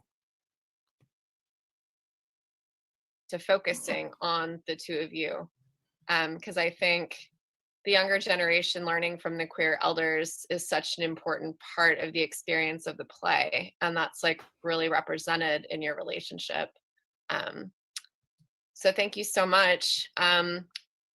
We're all going to have a conversation together now. Amalek will dress as a welcome back tranny when he goes to the program. to really blend in. Hello. Hi, everyone. Hello. Thank you so much for facilitating that conversation, Katie. And I think what Shane and Donna were just talking about is a really great launch point into everyone in this program having a conversation around how is it that we use history in the present? How do we use Compton's and what happened there, and it being this first uprising of queer militant response to police brutality to inform and mobilize what is going on right now? We're in a very specific moment that is also all too familiar. And how do we work to prioritize the experiences of trans folks, and especially trans folks of color, at a moment where there's a large reckoning against violence against the community perpetrated by police? So we're going to open this up to all of our wonderful speakers to have this kind of conversation until we round out the end of our program. Susan, come back. I am, oh no, there we go. I tried to start my video, but the host was denying me. Apologies. Now I've been granted permission. All right. You have to stay on the right side of the host. That's right. Right. And Donna, you are muted again. Oh no, here, let's unmute her. Okay, great. Technology is hard, folks. Yeah, we're all learning, even though we've been doing it for 4 or 5 months now. It's 6 months, whatever it is, forever. Yeah. Remember, this was during COVID. So yeah, I think whoever wants to jump in to first start. I know Susan, when I was originally talking with you about this event when we were first brainstorming it, you had brought up your recent Medium article. This is the thing. When you really get into this stuff, this is what I've been trying to freaking tell you. This is when you really get into this stuff and you see how all of these movements link together.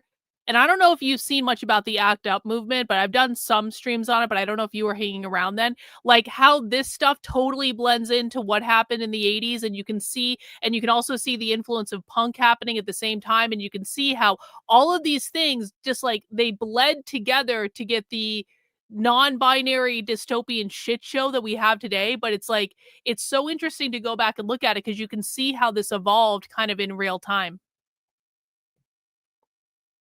At the crossroads of Turk and Taylor, and specifically focusing on the for-profit prison connection. I wondered if you wanted to speak a little to that, and especially, Donna, what you were saying about ICE and families being separated. I think there's a lot here that we can spend the rest of this time together to talk about. Well, I mean, thank you for the invitation, Lee. I feel like I kind of got that off my chest, with the Q&A earlier. But yeah, I'll go quickly, find the link to that Medium article that I wrote, and put it into the chat so people can see it there. But back in June, some friends and colleagues and comrades of mine, we were thinking that we were going to have bad news from the Supreme Court about trans rights and healthcare access and all that, and we thought that we would organize a protest the day that the decision was going to come down, and it turned so where we would march from the courthouse, the federal courthouse, on Polk, Golden Gate, to Compton. It's called Courthouse to Compton's, and it turns out that it was it was good news, from the Supreme Court, and so that part was more of a celebration. But we were trying to link the idea of the oppression that trans people face now with the oppression that Black people have experienced in this country since 1619.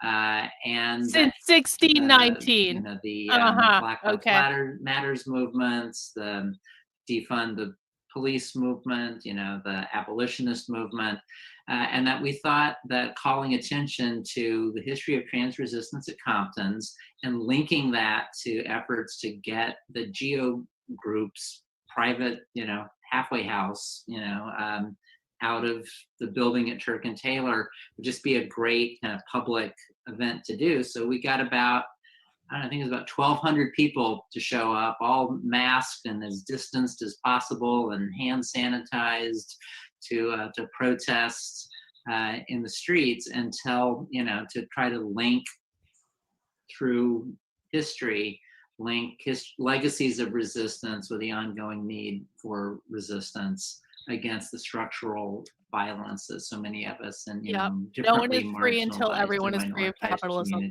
Exactly. There's an Instagram page, Courthouse of Compton's, where you can go and see some of the protest footage. We pulled together a coalition of about 40 different groups. Oh yeah. Help sponsor it. Tenderloin Museum helped sponsor it. GLBT Historical Society helped sponsor.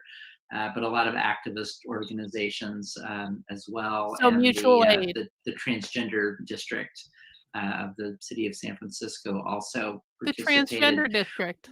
The Tenderloin. Quickly, there was another event that we linked the protest at Compton's to, which was a national arts action called In Plain Sight, where we got skywriters, up in airplanes to write messages over to. Hang on, we got a super chat. Thank you, Juan. Thanks, Karlyn. I never heard of any of this history. Sheds more light on what we're dealing with. Keep up the great work. I appreciate that. Got about less than 15 minutes left, guys. So we are rounding out the end of the episode. But thank you for hanging out with me tonight. And, we're going to finish this up. facilities coast to coast. And then I'm going to go eat Chinese food. You know, It's about awesome. because we're calling attention to the connections between, you know, ICE, immigration detention, family separation, you know, larger questions about incarceration, abolitionism, police violence. So if you go to if you look up In Plain Sight, you will find another really cool project there with one of the participating artists, me, linking that activism to the legacy of resistance. I know we had many less retards tonight. Okay, It was that's all I great. gotta say. Done. Out. Well, there was a question in the questions about what you know, given I'm not sure, I don't know how to pronounce the name, Liminal Lisa, but wondering why, given the, you know, prominence of police violence against queer people, the role of churches in repressing, you know, and demanding gender I don't and like you sexual very much. conformity in society and I just enforcing want you to it, know that. why we chose to feature you know, Ed Hansen, you know, and Elliot Blackstone in the film, you know, a priest and a cop, you know, through the big, the state and the church, right? And I think that connects to the point that Susan was making, that whenever there's moments of liberation or moments of people moving forward and asserting themselves and making the world a better place for them to be able to live full and healthy and happy lives, there's reaction and repression. And all too often it's the state institutions, these big institutions, which carry it through, which do that. That's why we have these big institutions of prisons. That's why we have massive police forces and military forces and so on. Those repressive apparatus are everywhere, connected to the moments of liberation. They're trying to stop it.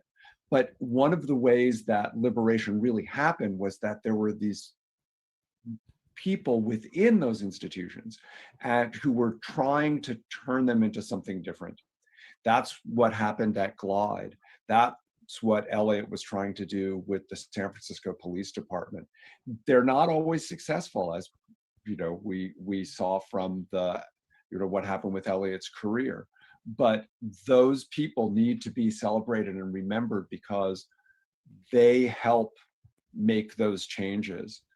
And having that kind of coalition is what can really move things forward. There has to be the kind of demonstration and mass action, but there have to be people who...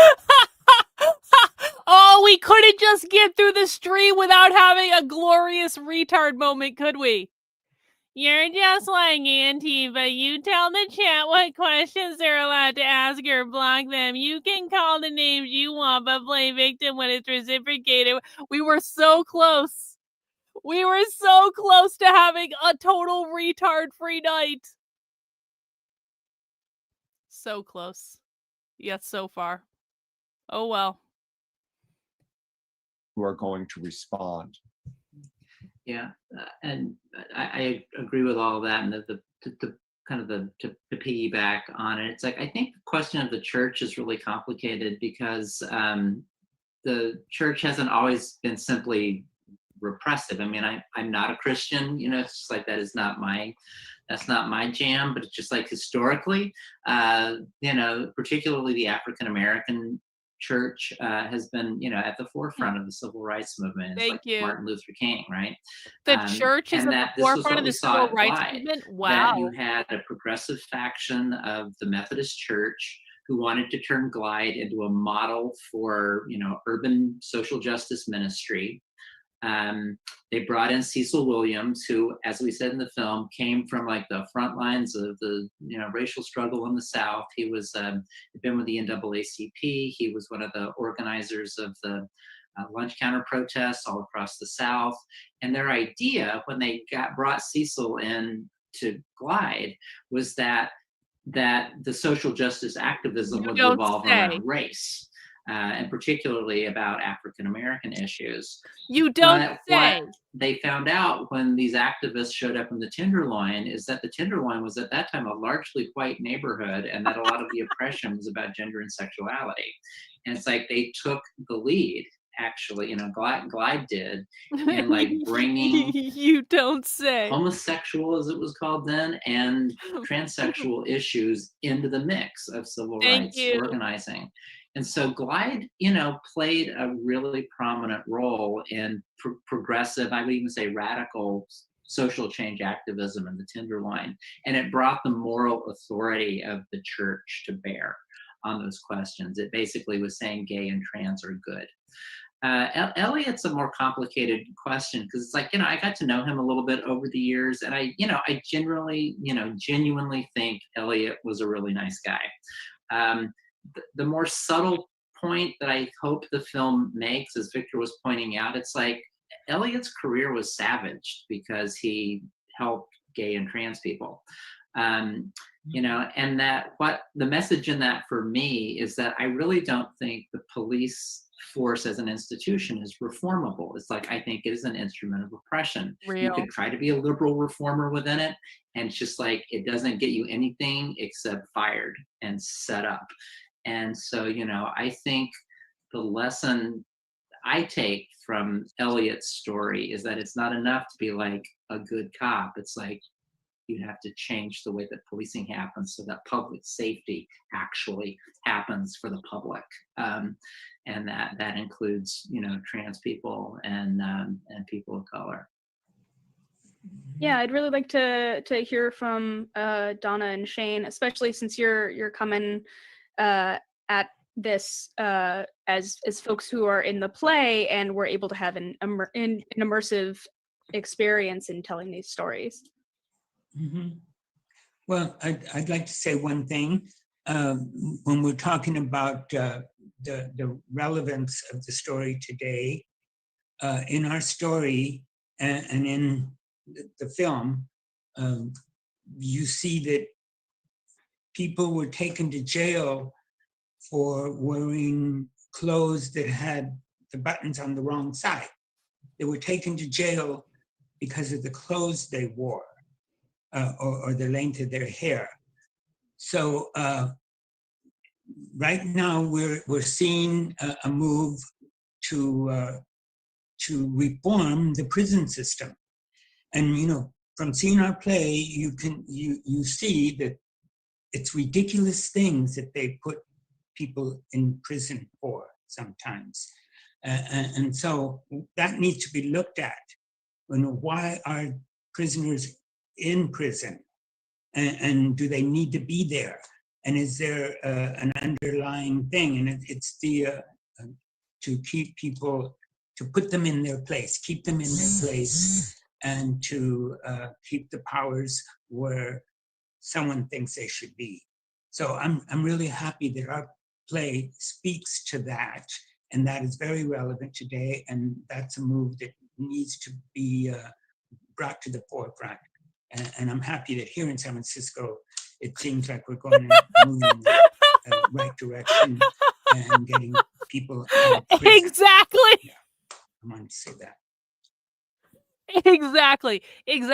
Yeah. So what you guys need to do, what you tiki torch motherfuckers need to do is you all need to get together in that park, and you all need to create an immersive play that you can every year you guys can relaunch the play on the sacred anniversary of the event or whatever, to give people an immersive experience into wearing white polo shirts and khakis and carrying tiki torches.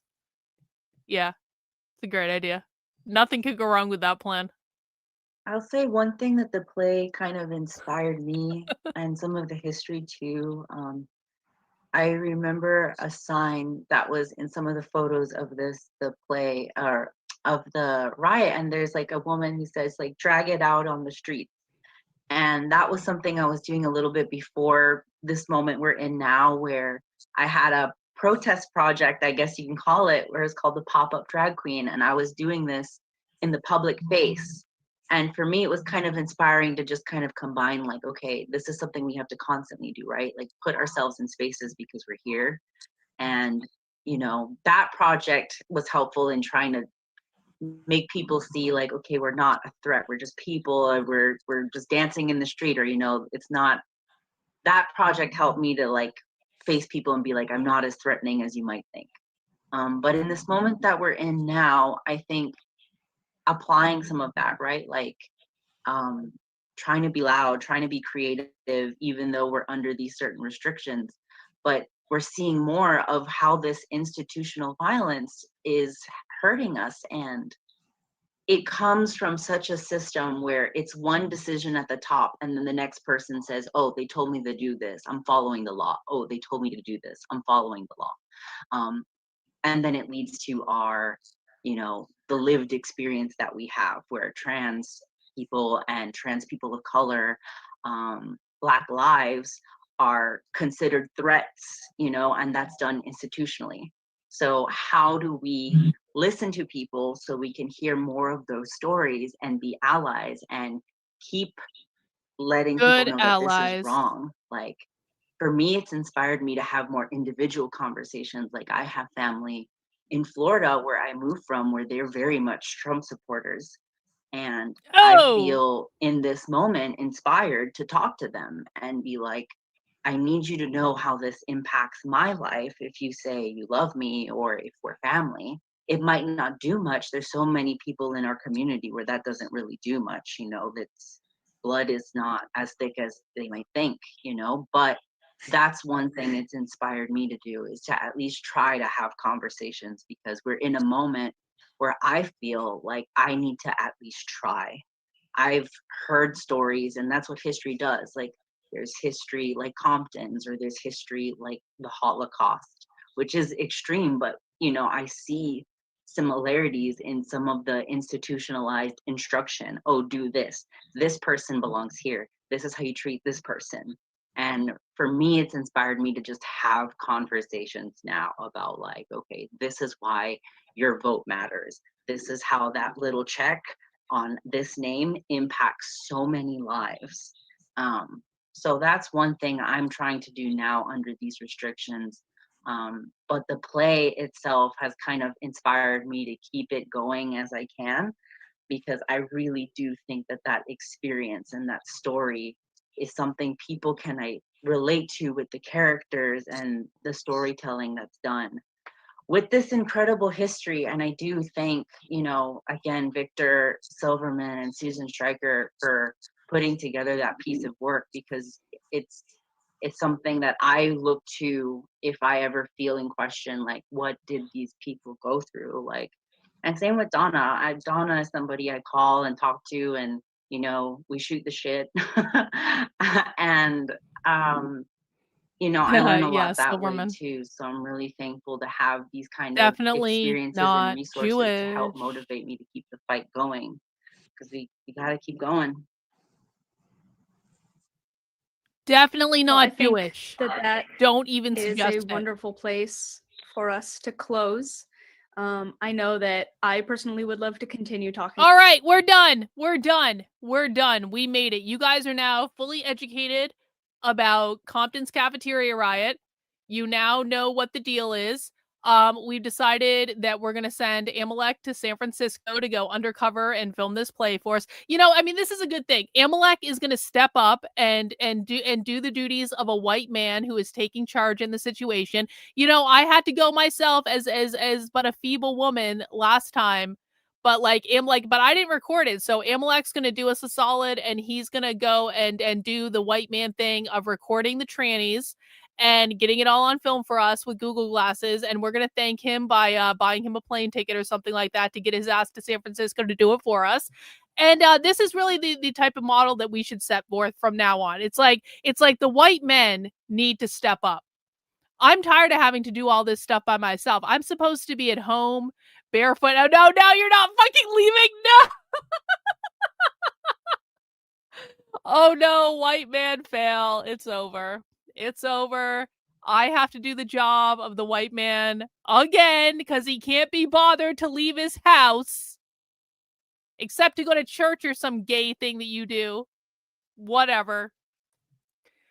Guys, we do Socialism Saturday every Saturday at 6 p.m. If you are new to my work and you found yourself confused throughout the course of the night, the very best place to start is over on my Substack. That is Karlyn, Karlyn.substack.com. Click on this big picture of me in the middle of the page that says new to my work, and there are resources here. And if you want to know more about queer Marxism and the evolution and origin of the ideology, I do have about an hour-long lecture called, aptly, An Introduction to Queer Marxism. You can find it on the Substack. You can find it on my YouTube channel. You can also find the other classes that I've done, including the re-education class, the How to Speak Socialist class. All of this is your deep dive into like your crash course into the language of the left and what we're talking about on the channel. So that those are great resources if you find yourself wanting more information about any of these things. And of course, if you do appreciate my work, please consider supporting it for $8 a month, $80 a year. I am 100% funded by people just like you. I cannot do this without your support. So please make sure you're signing up. If you can afford to fund my work, please do so. And thank you to everyone who sent in super chats tonight. I really do appreciate all the support, guys. And we'll be back. I will be back on Monday. It's the 500th episode of my show on Monday, so that's pretty rad. So we're going to do that on Monday. I don't know exactly what we're going to be doing yet. I feel like I should do something special, but I don't really know what to do. I'm going to love it. I'm sure I am going to love it. I'm sure I am. But you know what I'm going to do first? First, I'm going to go get Chinese food. And then I will look at the song of Richard singing, or the video of Richard singing after I get Chinese food. All right, guys, I usually take Sundays off. We do have movie night in the supporter Discord tomorrow. I believe we are watching Dogma, which will be awesome. Actually, Dogma is a fucking awesome movie. Dogma is it's for, well, you sent it to me. Do you want me to watch it now? You sent it to me in a DM. I don't want to show the DMs on the screen. I promise I will watch it, okay? So we're doing movie night tomorrow. We're watching Dogma at 8 p.m. in the supporter Discord. If you are a supporter on my Substack or my locals or the YouTube channel member or any of that, I will be sending out the Discord link tomorrow prior to movie night, so keep an eye out for that. And if you're not a supporter yet, sign up, because then you'll get to come to movie night and it'll be awesome. All right, I'll see you guys tomorrow. Take care. Have a good one. We'll see you soon. Bye.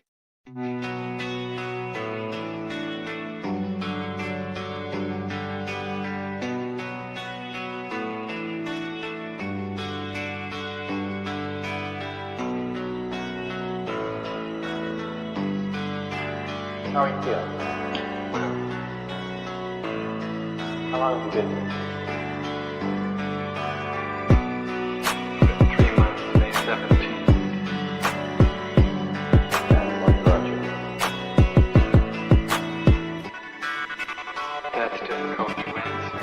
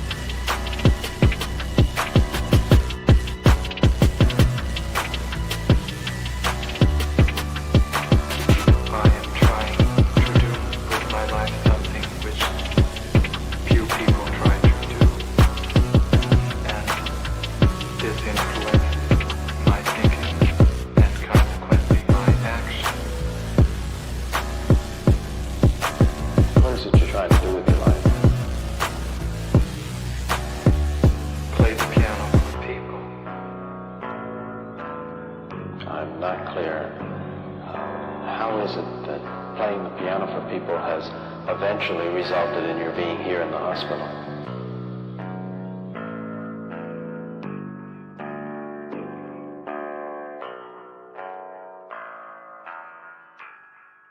That's difficult to answer.